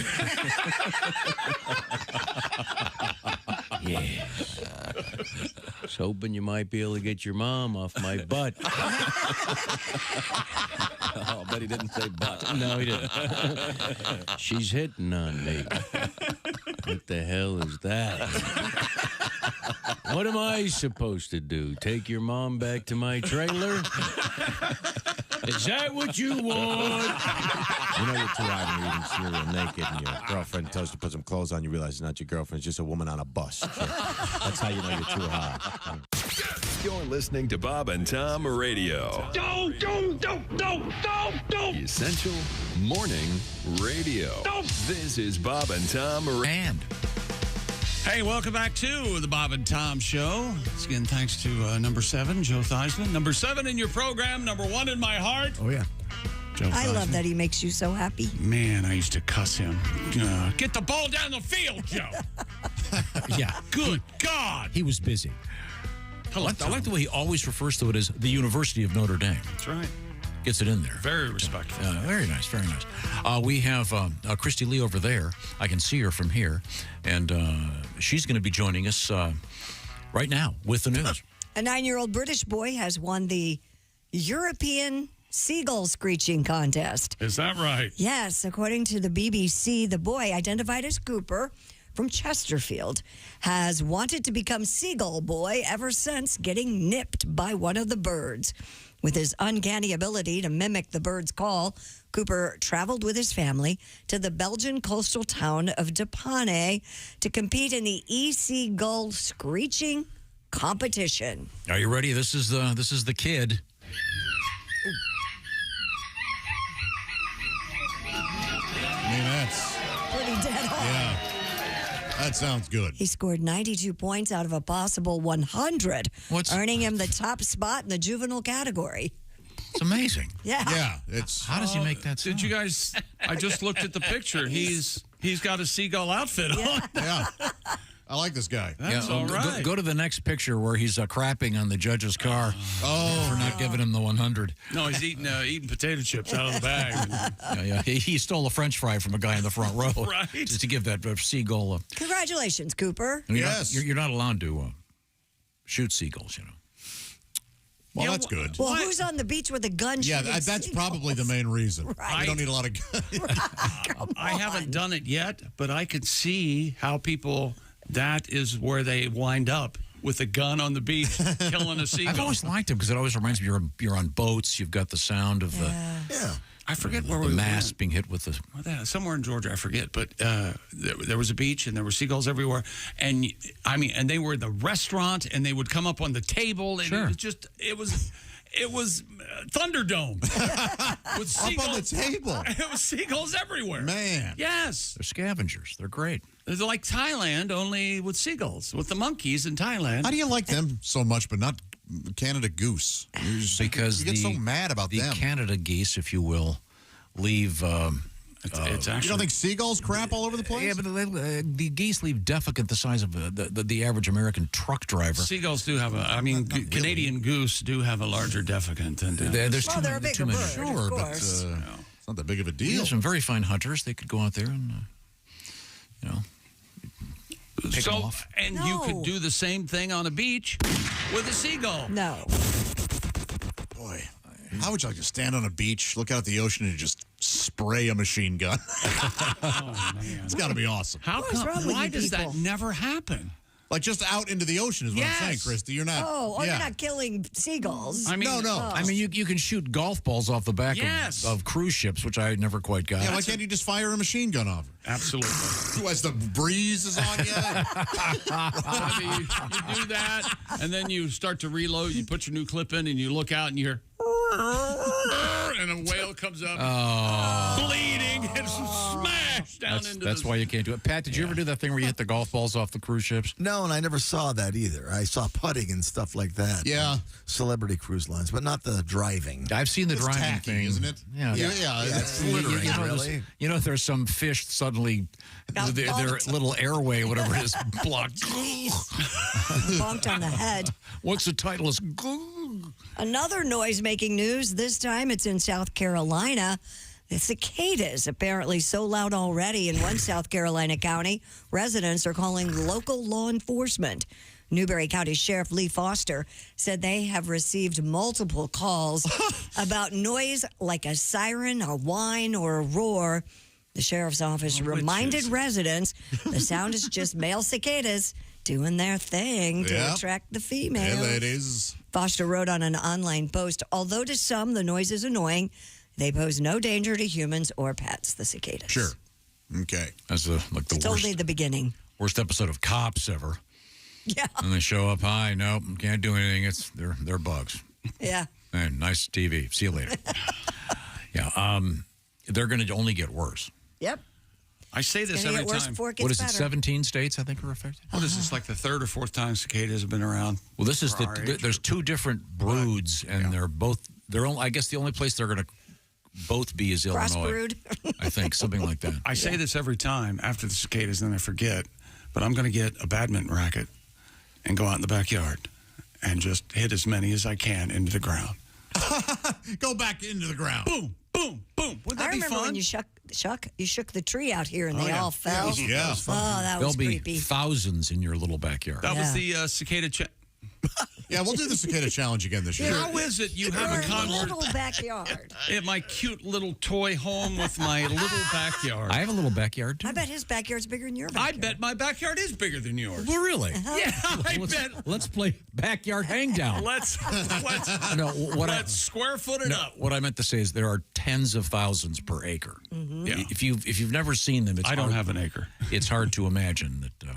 I don't either. I'm just saying they're so dense. My Aussie is going to eat a cicada. See, that's the problem I'm going to have. The wings are going to come out her nose, and That's going to be gross. They can only eat a couple apparently before it gets bad. So. And then they get sick. Oh, I bet they're like Cheetos for dogs. Just so crunchy, and We're gotta be hard to stop. We're gonna have her prepare some. We're gonna have a. I thought everybody Hooker. vetoed that. Yeah, I thought they did Yeah, too. you vetoed it. It's a shame you don't have a veto. You didn't read, I don't think your vote counts, John. I forgot he's a czar, right? you didn't read it. But I thought everybody said no. Not Tom. Nope. No, she's gonna. I think she's gonna grind it up into a powder and just like a. No, I want to eat a whole one. Useless then. Legs and all. All right. Okay. Well, she's gonna grind it up into powder for me, by God. Or I'm Okay. gonna go. Why not? I'm gonna find. Coming up, we got the can't tell her wrong anything, body in the casket. We got a new album from Johnny Cash. We got a green dog. This is the Bob and Tom Show. Thanks for listening to the Bob and Tom Show this morning. Catch any part of the show you missed later today on our YouTube channel.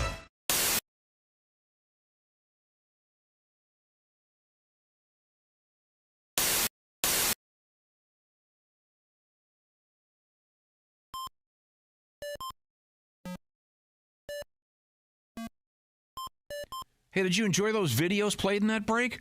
Check out the Bob and Tom YouTube playlist for more great stuff.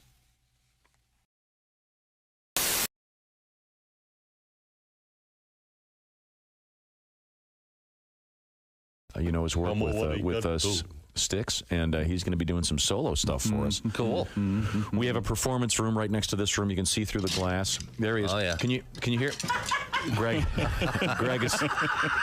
found all the drumsticks. Yeah, you need a couple more. Can you hear us? I'm back. All right. Okay. Can you hear me? Okay. All right.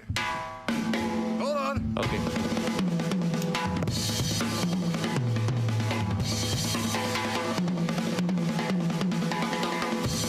Are you going to...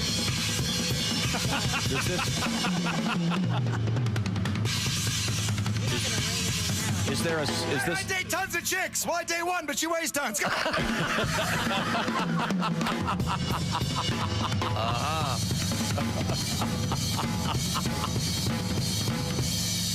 Take your top off. Hey, Christy, what's in the news? He likes those symbols. That's very nice. Is that song called "Take Your Top Off"? Yeah, that's my new tune. It's a big hit. I like that very Let me much. test you guys. You guys know music, right? All right. Yeah, sure. All right, okay. What song is this? What song is this?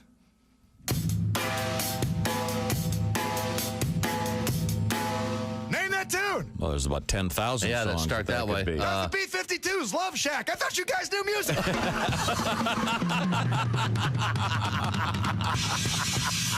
How about this one? Love Shack. Walk like an Egyptian. Come on! That was good. That was very nice. Can I do requests? Certainly. Can you do Mississippi Queen? Whoa, where's, hold on. You need cowbell. Here we go. Come on. That's all I know. That was beautiful. You nailed it. Hey, wait. What about a Honky Tonk Women from the Stones? How's that go? No, you got to get the cowbell. You got to get. I thought you knew music. Come on. I didn't know you were going to spin it on me. There we go. That's not it. What's this? That's Mississippi Queen again. Oh. How about this song right here?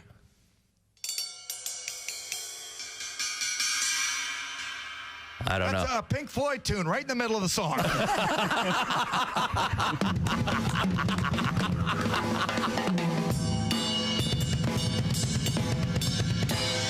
we go. A little power, a little thunder for you.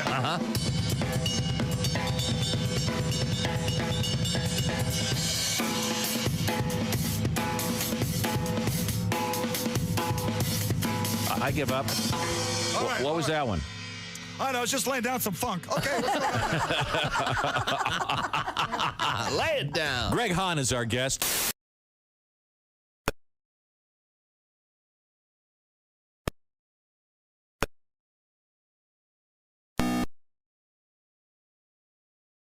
Was that magic? Yes, Ace. There's one thing that always makes me throw up.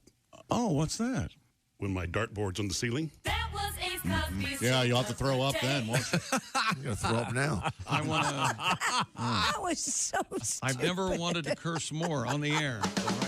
Bob and Tom in the morning and highlights all day long. The Bob and Tom Show, weekday mornings at 6 a.m. Eastern on Bob and Tom 24/7. This is Bob and Tom 24/7. Right now, we've got Bert Chalice as our guest. Did you drive here from? Yeah, I drove over and no longer driving my Yugo. You know, I had got rid of it? Yeah, I got a Yugo for a while because I bought a Yugo because I had to coupon. Sure. And it's not much of a car. You turn up the radio, the car stalls. No rear view mirror because nothing will be behind you. Believe me. You can actually tick off the Amish people. They go by and bullwhip you. Sorry, they don't have horns. I got places to go.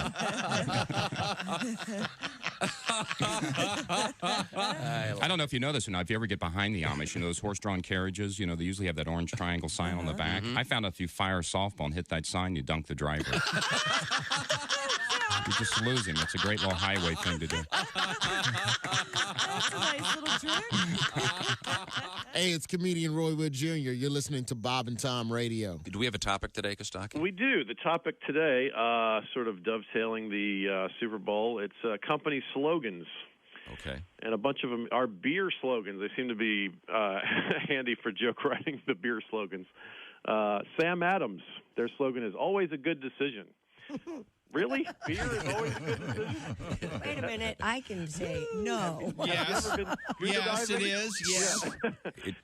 This might be my favorite slogan ever. It's such a beer guy slogan. Carlsberg, probably the best lager in the world. Only a beer slogan could start with the word probably. Like, we don't even know. Who cares? It's got to be top 100, right? Have a beer already. That is a very fine beer, though. It is a good beer. Probably the finest. But think about it. No other company could get away with that. Like, you can't have Delta. We'll probably get you there. Like, we don't know. I was playing in Miami, and RuPaul was real big at the time, and a lot of the staff was gay at the club, and they were going to go at like 3 in the morning to this huge gay bar to see RuPaul, and I was like, all right, I'll go, and so I go down there. I mean, it's like 2,000 people. and mostly gay men. And I'm sitting there by the record machine, and the ugliest guys there hit on me. I mean, ugly pimples, fat guys. I'm like, you know what? Gay people drink too.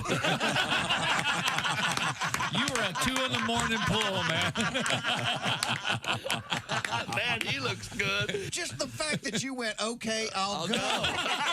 Essential morning radio. All day and all night. This is Bob. Thank you very much, Christy Lee. Hey, welcome back to the Bob and Tom Show. At the news desk, it's Christy Lee. Yo. There's Pat Godwin. Hey, She's over there in the performance room. Jessica Alsman joins us. Hello. There's Josh Arnold. McGee. At the I Hate Steven Singer sidekick chair. There's Ace Cosby. Howdy. I'm Chick McGee. And here's Tom Griswold. Halsey got her just in time for that bonus Ace Cosby joke of the day coming up. I wanted to mention Joe Theismann has a great book out there called How to Be a Champion Every Day. That's on the Amazon thing. If you're looking for a little something to read. It's on Amazon. Yeah, right. You can order it up there. Available at Amazon? Great. Amazon, whatever you call it. Everybody. Amazon. Amazon.com. Call it Amazon. Yeah. What do you want? Like Channel 9? What do you want to say? Amazon. That would make you Available at comfortable. Amazon. See, by it's by just that struggling to speak the language, what I do is I actually underscore the fact that A, I'm an idiot, and B, you can get Joe Theismann's book on Amazon that's called How to Be a Champion Every Day. Okay. It'd be cool if, boy, wouldn't it be great if Joe could be here every day, maybe doing sports? Well, I do sports, though. You could tag team it. Where could I? Oh, Joe would last about a week with me going. And then remember that time you went out of bounds, and then Art Monk came over you. You guys were hugging, and yeah, that's that'd go for about 2 days. Okay. Once again, before we get back to the news desk, we do have sexy time with Alli Breen coming up, and Alli has her new OnlyFans thing up and running. Adult entertainment. There we go. But right now, ladies and gentlemen, to cleanse the palate. Who's that sexy man with a deep voice? Ace Cosby, here he is with his joke of the day. Man, yesterday I found out my toaster's not waterproof. It isn't. I was shocked. Okay, that's just weak. That is just a sentence. I'm telling you. Like that very much, Ace? It's in the delivery now. Yeah, that was perfect. Well, I'll Thank you give very you much. that. It's a delivery. Christy Lee, what's going on There's over a there? guy that got shocked a little bit when a Georgia woman stabbed him in the buttocks with a fork. In the butt? According to Columbia County Sheriff's Office, deputies responded to the man's home for a domestic dispute. The victim said he and his on-and-off girlfriend had gotten into a verbal argument when she, quote, grabbed a fork and stabbed him in the butt. Jeez. The man ultimately decided not to press charges, but deputies She might advised stab him me again. on the process of obtaining a temporary protection order. So they took her in. You didn't get the whole article. I didn't. Yeah, she's she's doing hard time. Oh, yeah. No? Okay. Yeah. Okay. At the tone, the time will be. Remember that? Oh, I don't remember them saying tine. I remember them saying time. No, but you're saying time. When I was for a the kid, fork. you dial a number, and it would be the woman would go, "At the tone, the time will be." A time will be. And right. At some point, I think at some point that woman had to read all of them. I don't think they had the ability then to. So she's waiting digitally- there, waiting for you to call her. No. She was on the other. A pretty easy day. I only got 9 calls today, and luckily I knew what time it was. Look at Josh. Josh has had it. Hey, is this chick asking for what?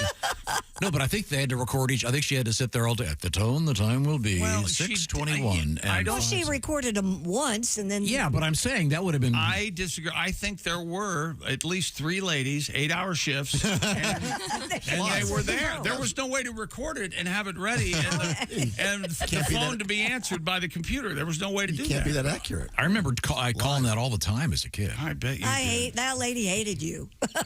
And do you think was she ever like a minute or 2 off, and you'd correct her? It's not 5:42. It's 5:41. Yeah, but there'd be times when, for example, there'd be a power outage. Of course. You just want to double check. Of course. Okay. Well, you'd use that to set your clocks then, right? Yes. You'd reset them. Yeah, we didn't have. We used to do that at the smartphones. radio station every morning. Yeah, we had We to would call come the, in. We'd call the Naval Observatory Yes, Master Clock. at the time. Wow. Is that still up and running? Yes. Because we had to set it Greenwich because Mean Time. you had to hook up with satellites, and that was the only way to set the time. So in any event, I'm sorry. So back to so this guy got stabbed with a fork in the butt. Yeah. Is that called pronging? Could be. Pegging is different. Yes. Yeah. It's a different thing. I think there are guys out there that like to be pronged. Maybe. I think there's people out there that like to be pegged. Well, sure. I think we're missing the boat here. We got to work Tyne back into this for the fork somehow. Tyne? Tyne, the fork, the fork, the fork. Tyne. Yeah. Tyne. There's probably a guy out there that wants this at least once every 24 hours. Yeah. To be He tined? he wants to be tined daily. There's a collector of forks, too. A collector of forks? Yeah, they want to save time in a bottle. Try now. I love that they describe them as his on again, off again girlfriend. That's always good, isn't it? Mm-hmm. You think they're on again? No, I think they're off. will be, I bet. They're in an off period right now. They'll be spooning. Oh, thank you very much. Oh, thank you. Ironically, yeah. I knew she loved me when she stabbed me in the ass with a fork. That's I knew it. A golden retriever in Florida has given birth to a lime green puppy. Ms. Carol DeBruler, owner of Golden Treasures Kennel, posted about the rare birth on TikTok in a video that shows the puppy named Shamrock sticking out among his siblings with golden coats. The unusual color is simply the result of the puppy's fur being affected by biliverdin, a green bile sometimes found in the wombs of mother dogs. Oh. DeBruler assured that Shamrock is healthy and that the green color will fade away as she grows older. There you go. There's a picture of the dog. Look at that. That's a green dog, all right. It is. Look at that face. What a good boy. No, not cute yet. That looks like a maggot. Yeah, it needs 2 or 3 weeks. Yeah. Sweet little 2 dog. or 3 weeks, it'll be cute. I'm But glad it's she green. gave an explanation for it, though. Otherwise, I would think it was just for TikTok to get attention. Oh, Like, right. They dyed it. Dyed a puppy immediately. Yeah, we had. Yeah. There was one born in England a few years ago. We had the. Yes. But that one I think was the combination of a blue tick healer and a yellow lab. Oh, yellow green. Make green. Exactly right. Nope. Yeah. Okay. I've seen this before. Yeah. But the dog will eventually turn like a regular golden retriever. Sweet puppies. Mm-hmm. More than 20 years after his death, the new album by Johnny Cash is set to be released. On June 28th, Universal Music will issue the song collection entitled Songwriter. It's a collection of 11 recordings Cash demoed back in 1993, but he pretty much shelved it. Wait a minute. What are they releasing it? July? June. What did I say? June 28th. Oh, so it'll be coming in June, just like he did. One of the loveliest women in country music. A classy, And a patriarch. Do any reading about Johnny and June. It's one of the most romantic. Religious. They loved each other. You know what he said Paradise was, Tom? In the morning, coffee with her. That's what John Cash said about June. And here you are, coming in June. Well, sullying their love. You just said the album was being released. Aren't you June 28th. something? He apparently had demoed these songs. He had written them all, put them on a shelf because his then manager kind of directed him in a different way. His son, John Carter Cash, found the recordings, gathered up some musicians at the famed Cash Cabin in Tennessee to create new backing tracks to augment Cash's newly rediscovered vocals. I know Vince Gill's on this album. There are a lot of famous Vince Gill? people. All right. Yeah. The first preview track for the album, Well, All Right, a humorous song about finding love at the laundromat, has already been released. Oh, And cool. believe I we got a have taste of it. sample. You want to hear a little bit of it? Yeah, of course. Here we go.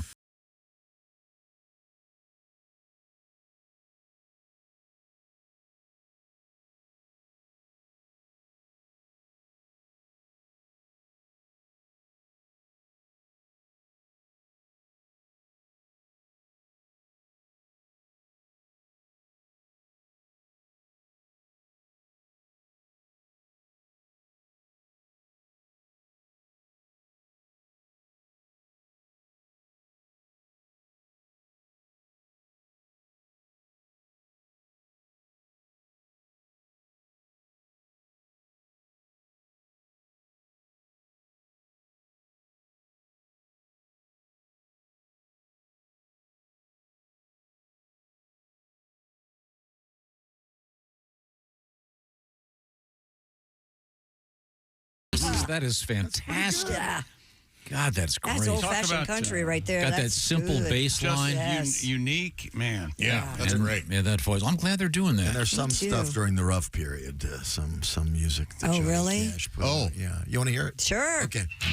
I keep a close watch on this house of mine. I keep my eyes wide open all the time. I keep on looking out my window blinds. I'm paranoid. I just got high. That's one of the rough. Oh, yeah, when he was dealing with this. A lot of issues. A lot of issues. Thank you. That sounds great. Yeah. Thank you. Bravo to them for bringing that back. And they're not doing too much. You know, they're not. It's not overproduced. Yeah, they're like I said, they're keeping it clean. Yeah, it's good. Get that voice out front. A voice like no other. Yeah. God, that's Miss just them. beautiful. It's my dad's favorite song was "I Walk the Line." Oh, was it? Yeah, of all things. Wow. That and Ring of Fire? Ring of Fire, I Walk the Line, and the Sound of Music. That was your dad's favorite? And Camelot. Those were the favorites. Was right he there. scared? Was your father scared? It sounds like he was scared of your mother. I walk the line. Oh, yeah. Her love of ours. That's quite a... I'd better watch it. She has a rolling pin, you know. Oh, yeah. It's quite a big... Are you a victim of domestic abuse? Did your mother ever hit your father over the head with a rolling pin? Or just slap him No, on because the face? he was walked with a cane most of the time when he wasn't in the wheelchair. And that thing, boy, he could whack you with that baby. Wasn't he on a bowling team called the Rolling Pins? Let me ask you this. No.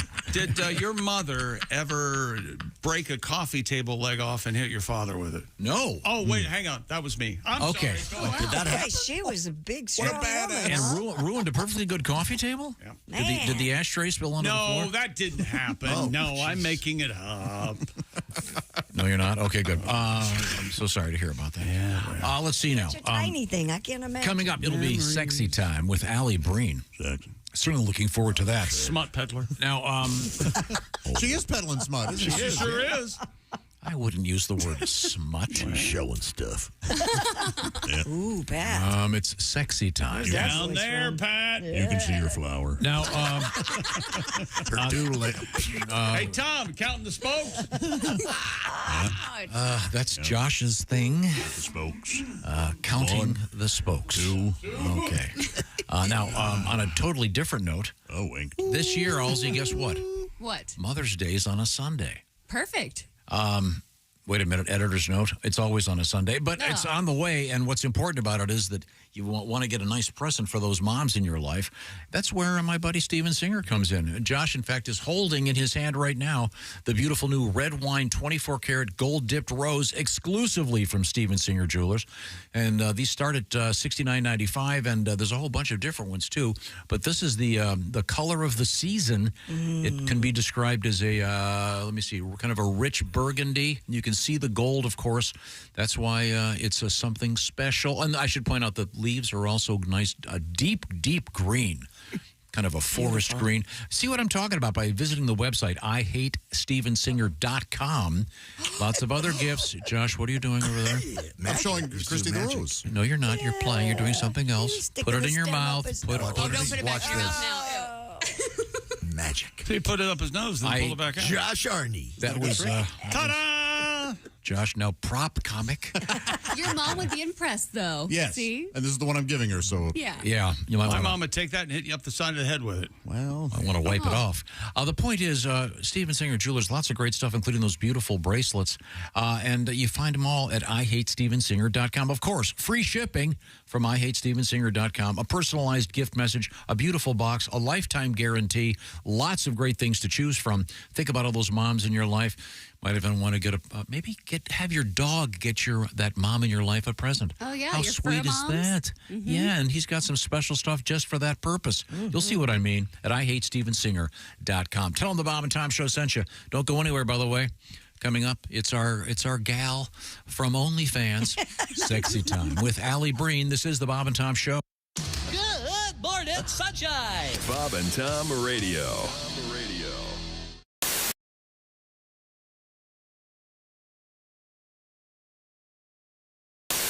Now, Greg, have you ever been in a band? I was in a band. I played one song in the high school band. Yeah? What was that? It was a Spyro Gyro tune called Catching the Sun. It's a good story right there. Is that the Hey, everybody, storm into your boss's office right now. Tell them what this company needs is a trampoline.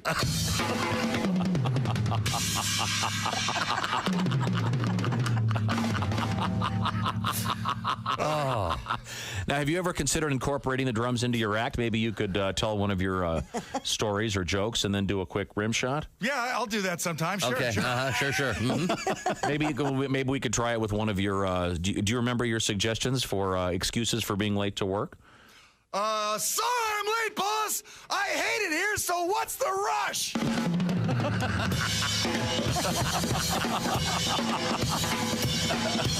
That's kind of a long rim shot.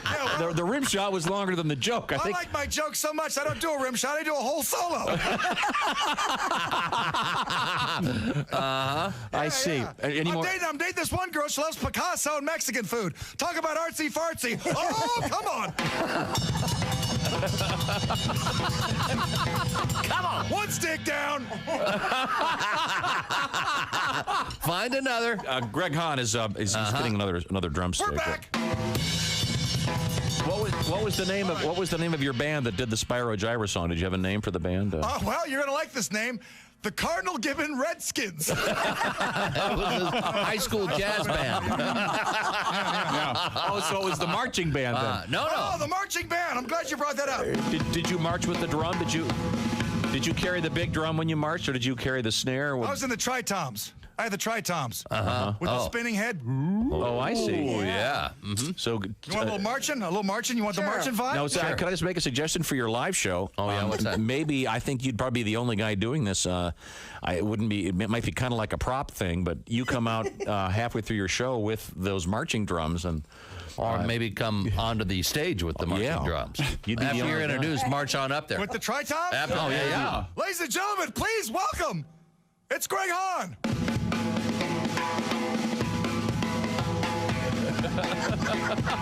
The crowd's going wild. I can hear them.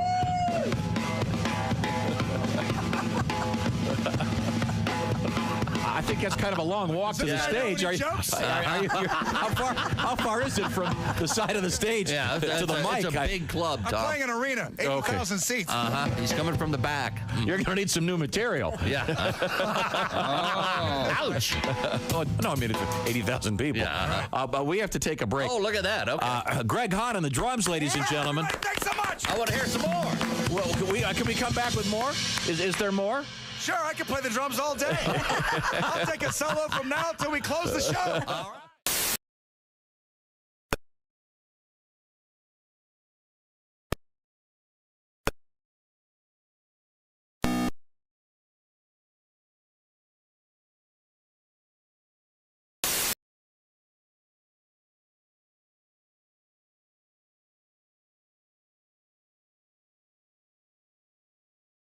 right.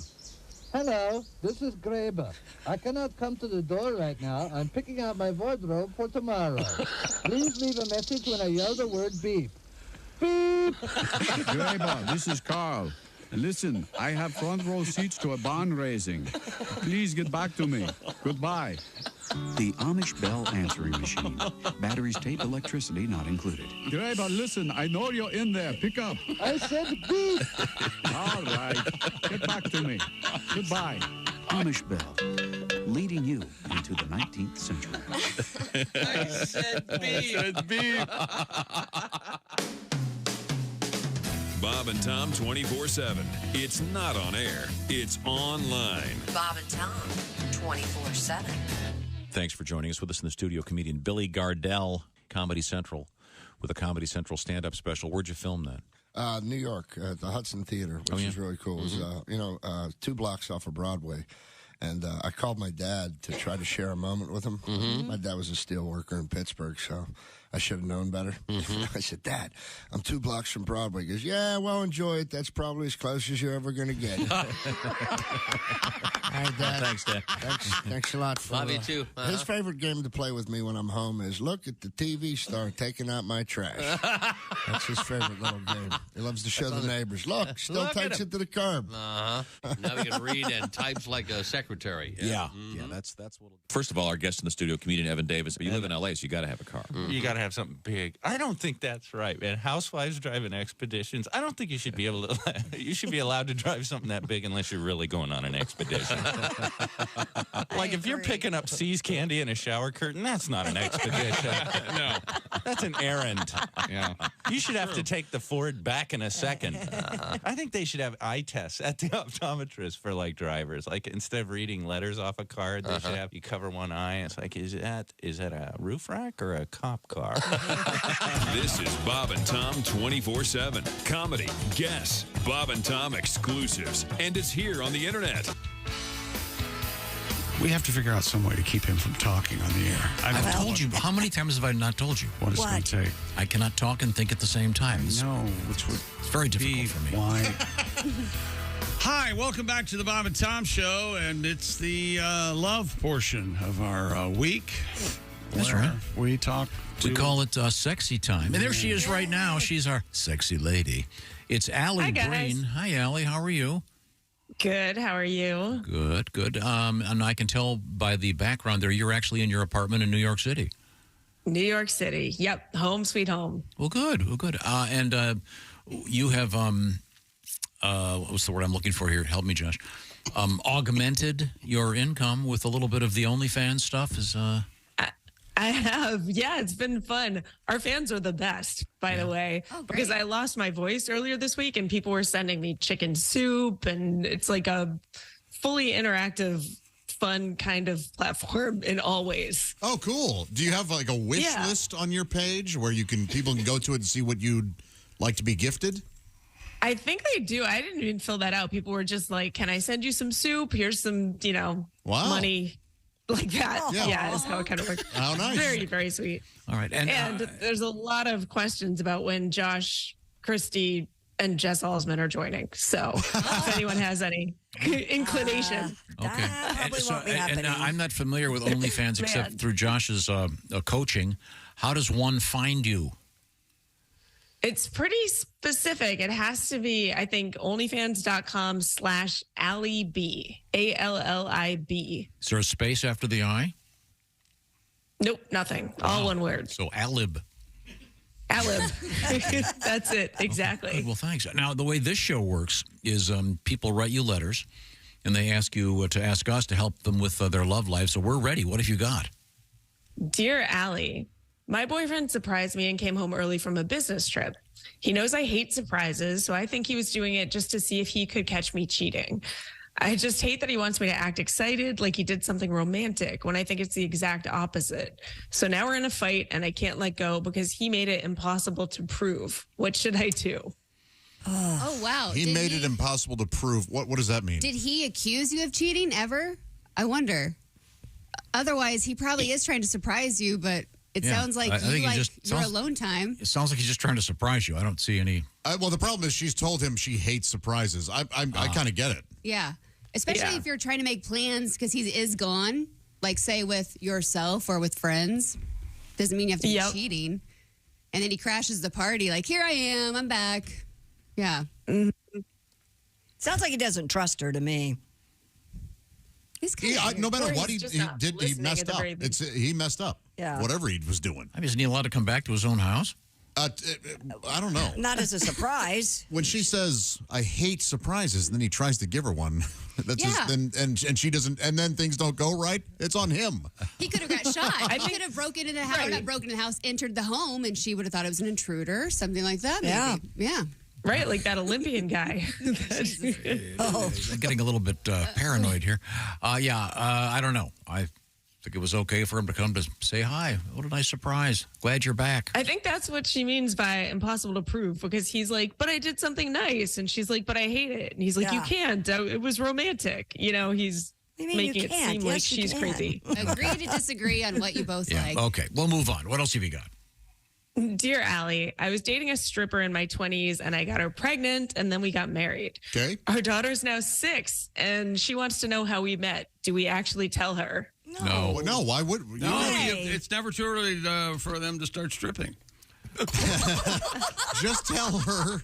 You can just tell her you met her where mom worked as a Whatever. I don't even know. You don't have to tell her. Turn her out. Get her on the pole. She's 6 years old. Oh, come on. No, You don't have to tell her. We met in the club. Yeah, met through Yes. friends. We met at a bar. We met in the club. It doesn't matter. I saw your mom where she worked, and she looked so pretty. I had to ask her. Yeah. You don't want to bring this up. No, you don't. She doesn't need to know what stripping is yet. Yeah, she doesn't need to know why she has lingerie that says Bambi on it. So I took some Booba Palooza dollars, and I bought her. You have a lovely family. It doesn't matter to her. Yeah, plus she's 6. You could lie to her. Yes. Say Disney World. Lie to your 6-year-old.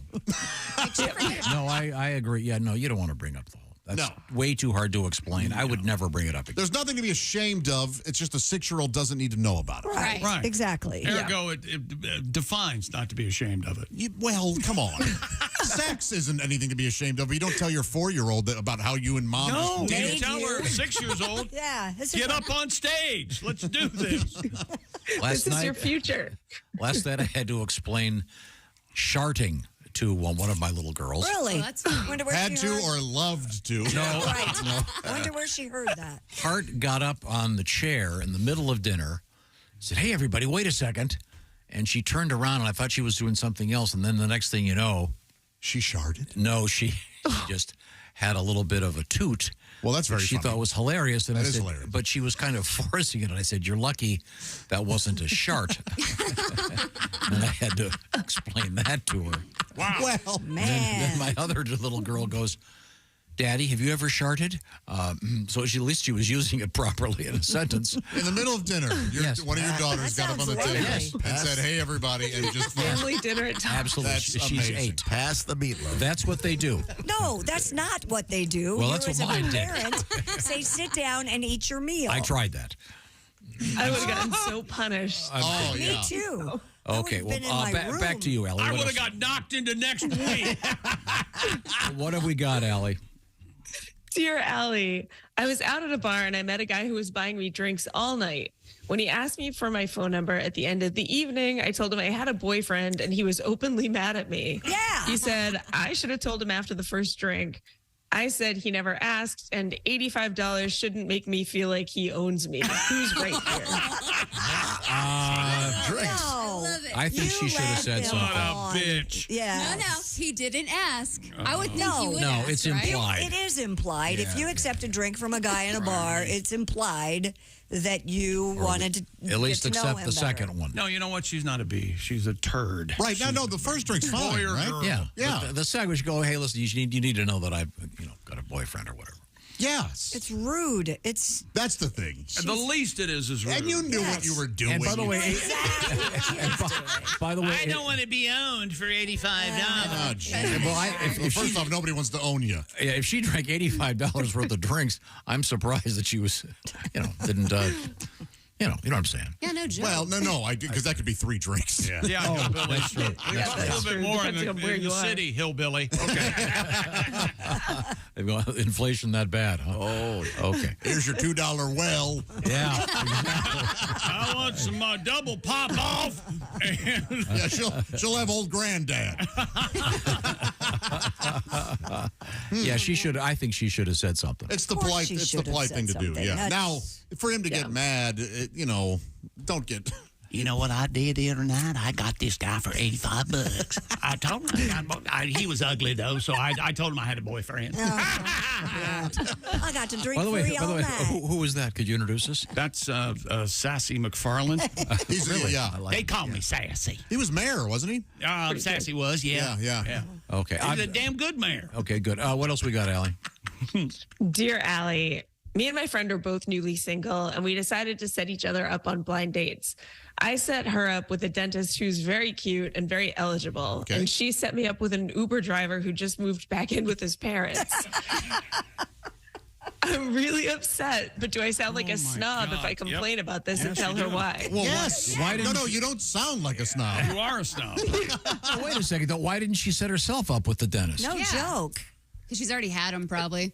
Jeez. Yeah, probably, or they're too close or too good of friends. Enjoy being single. Like, you know what? This Uber driver, who cares? He's not a dentist. He might be hot and have some good good times. Yeah, with his them. parents may have some good video games in the basement. They might. You know they have snacks.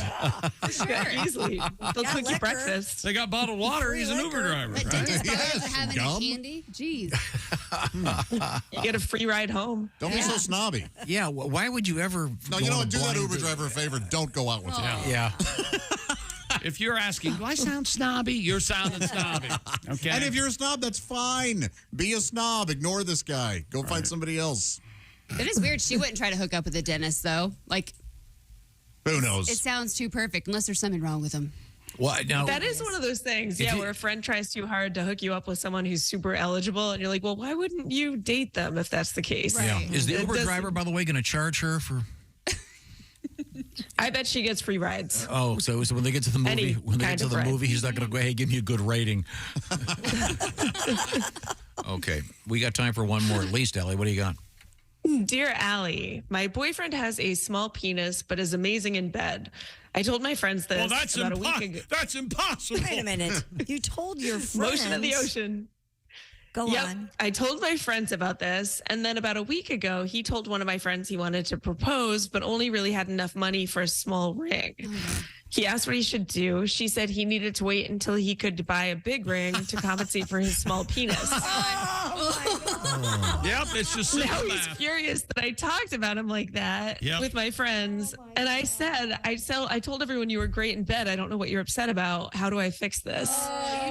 Too late. Yeah, why would she ever discuss that with anyone? Do that? I don't think. I don't know. Girls' night, you got a few drinks in you. It just What happened. a coven of witches. Well, I'm glad you went with Coven. Me too. I think he is overreacting here. What? Who cares? But like the whole group of friends knows now. Who cares? She's his friends are to give him a nickname like Mike. I don't care about as in micro. I don't care about the size of the crank, but the consulting on you need a bigger ring. That's the friends though. She can't help that her friend said that crap. Well, their friends don't fall too far from the truth. Okay. Sadly, the ring also fits around it. There you go. And it vibrates. That's one way to friend. And by the way, to propose, I guess. Don't be so. All girls talk about this stuff. All girls talk about this stuff. Don't act like you don't. No. So you can't I be. agree. No, I you know. cannot be shocked that this girl told her girlfriend, "Say he has a small penis, but he's great in bed." No, I am kind of shocked. They can say he's great in bed. I know. No, Okay. I don't believe you. All right. I think after a few drinks, it all comes out. Even if you don't mean to say it, you just start telling your friends stuff, right? That you didn't intend And to. by the way, this guy has said the exact same stuff. Yeah, my girlfriend has small boobs, but I still, I'm really. Oh, you guys talk like it's really that? hot in bed. Of course. Yes, and so did he at some point in his life. He's making a bigger deal out of this than it is. He is.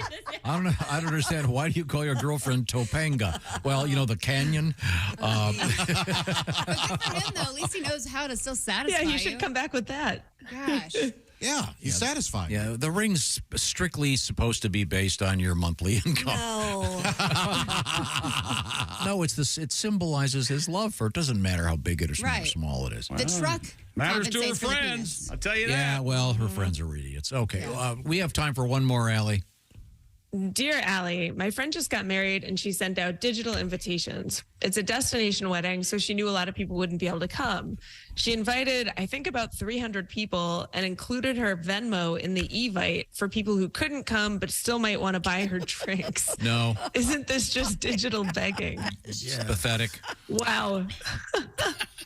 Buy her drinks. Buy her drinks. I've seen people set it up where you can donate to the honeymoon fund. Right. Like they don't need gifts, but if you want to get something, you can do that. But just to buy me drinks at the wedding. And or why are you buying reception- drinks at the reception?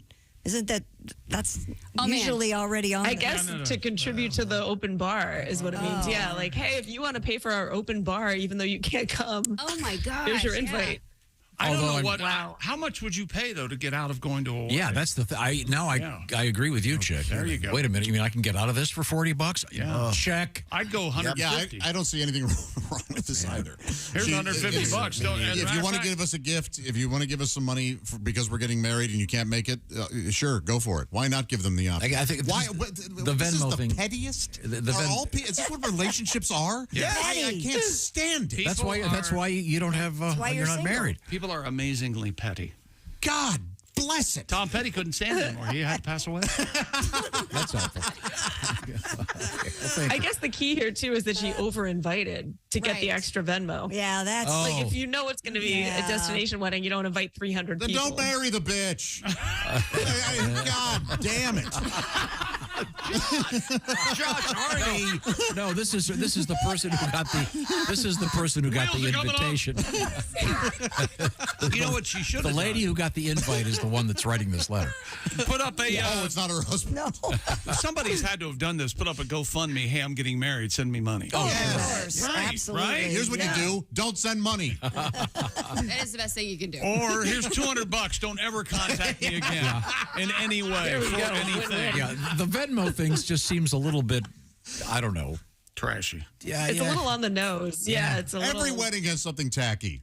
So this is hers. But next time I get married, I'm going to have a performing bear. Are you? And one of those dogs that hop up on a wheel and just run around. The only way I'll come to your wedding is if you have a plate spinner. Done. Then I'm coming. Boom. It's my favorite thing. And it's going to be set up at your table. Yeah, that's fine. Alli Breen can be reached at the social media. It's ALLI space BREEN, Alli Breen, and then on the OnlyFans, it's ALLIB. Right? Yes. Okay. Yep. Paren smut. Yeah, for a whole different way to interact. And the show is called Sexy Time. Thank you, Alli. It's always a pleasure. Thanks, guys. Bye, Alli. Now, smut isn't used often enough. You like that word? Smut has gone out of fashion. We need to bring smut back. Can we? Got one of them smut books. And sounds so sleazy. And I am currently observing various newscasts afraid to use the word porn. What are they saying? They're Adult saying content? Adult film star. Oh, as opposed to porn star. Well, most of them are on her side, so you can see why they say that. Okay. Here we go. Here we go. Well, I'm just saying. There we go. Chick McGee. Speaking of... Let me tell you about Raycon earbuds. It makes a great Mother's Day gift. It really does. Raycon's everyday earbuds are the perfect way to tune out all the noise and give your mom a vacation right there in her favorite chair wearing her Raycon earbuds. She can listen to the Bob and Tom Show if she wants. 8 hours of playtime, 32 hours of battery life, seamless Bluetooth syncing, Raycon's optimized gel tips, designed to fit every ear ever made. Oh, so comfortable, and they stay in your ears. They also have features like earbud tap functions, noise isolation, and they are an amazing Mother's Day gift. Plus, they have an easy 30-day return policy, just in case. Go to buyraycon.com/Tom right now before you forget and get 20% off your Raycon order, plus free shipping. That's 20% off free shipping at buyraycon.com/Tom. That's just that easy. buyraycon.com/Tom. Read the reviews. People love those Raycon earbuds, and I'm one of them. Check out the full headphones while you're at it. Coming up, we're going to find out a little bit about the world of history. This is the Bob and Tom Show. Hey, thanks for listening to the Bob and Tom Show this morning.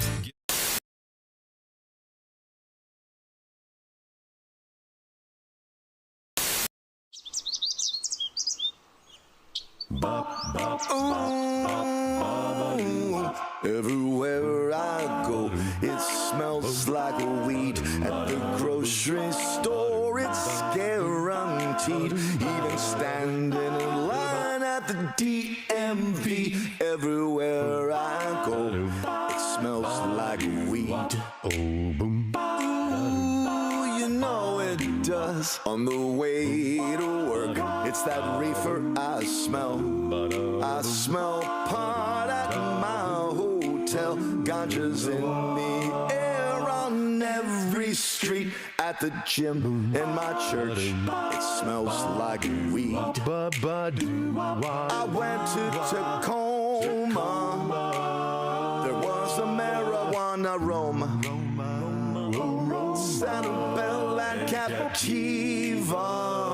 Sanibel and Captiva. Smells like cannabis sativa. Smells like cannabis sativa. On the plane ride home, it reeks of weed. The TSA, they all agreed. My suitcase smells like stems and seeds everywhere I go. It smells like weed. My hair and my clothes smell like weed. Maybe I shouldn't smoke so much weed.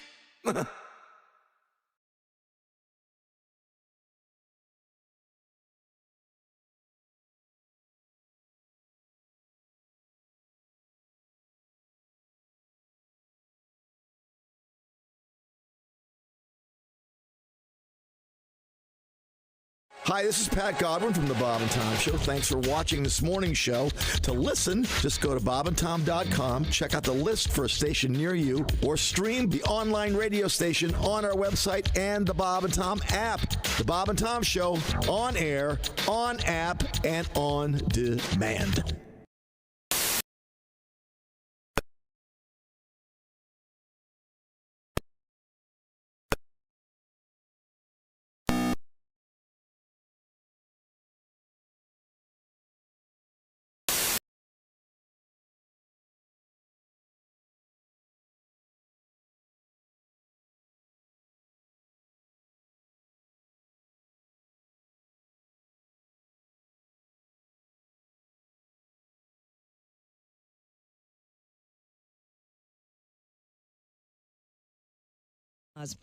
Most of the people said they got the injections for cosmetic reasons. 6 treated for suspected botulism, which, when it gets into the bloodstream, is a deadly disease. And a Minnesota state senator told police she broke into her stepmom's home because her stepmom refused to give her items of sentimental value from her late dad, including his ashes. Democratic Senator Nicole Mitchell of Woodbury was arrested Monday at the home in Detroit Lakes, near Minneapolis, Minnesota. Pickup. Democratic Senator Nicole Mitchell of Woodbury was arrested early Monday at the home. Arresting officers said he heard Mitchell tell her stepmother she was trying to get some of her dad's things because the stepmother had cut off contact. The complaint filed Tuesday charges the former broadcast meteorologist with 1 count of first-degree burglary. And that's your news. I'm Christy Lee. More of the Bob and Tom Show on the way. Ladies and gentlemen, Bob and Tom. So you're saying, is everybody in agreement with Tom that I messed up? Yeah, go outside. I think you should do everything humanly possible to not have gas in front of people. Tom, I'm talking to you too. I was going to say. You shouldn't fart in front of someone. Don't. These are accusations that are, as all of your accusations are fart as easily ungrounded. as I'm breathing up and down the hallway. I have seen you, Tom, walk to chick and say something, and as you're walking away, fart. Bob and Tom in the morning and highlights all day long. The Bob and Tom Show, weekday mornings at 6 a.m. Eastern on Bob and Tom 24/7. Bob and Tom 24/7. The bass player's wife was in the kitchen doing dishes, and she's listening to her son play with his trains out in the living room. And she hears him out there playing, and she hears him say, all right, all you a-holes, get off the train. And the rest of you a-holes, get on the train and put your luggage under the seat. Well, she runs out there, and she says, we don't talk like that in this house. Go to your room. So she leaves him in his room for 2 hours. Oh. That's a long time. Yeah, it is. So she brings him out, and he says, can I play with my trains again? And she says, well, okay, have you learned your lesson? He says, yeah, I think so. So she goes back to the kitchen, and he's playing with his trains. And then she hears him say, thank you, ladies and gentlemen, for riding with us today. Hope you had a pleasant trip. And the rest of you boarding the train, hope you have a nice day with us today. And those of you pissed off about the 2-hour delay, talk to the bitch in the kitchen.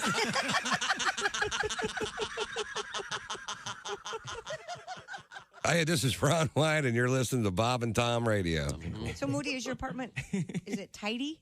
It is tidy. It's small. It's tidy. It's a basement. Oh, even better. I thought looks like we made it. And I thought I knew the ceilings are low. I thought I had 7-foot ceilings until my 6'6" buddy came over and had about an inch of clearance. Your ceilings are that low? They're low. You can't even get happy. They're low. I think my apartment's illegal, to tell you the truth. It's a basement with only one exit.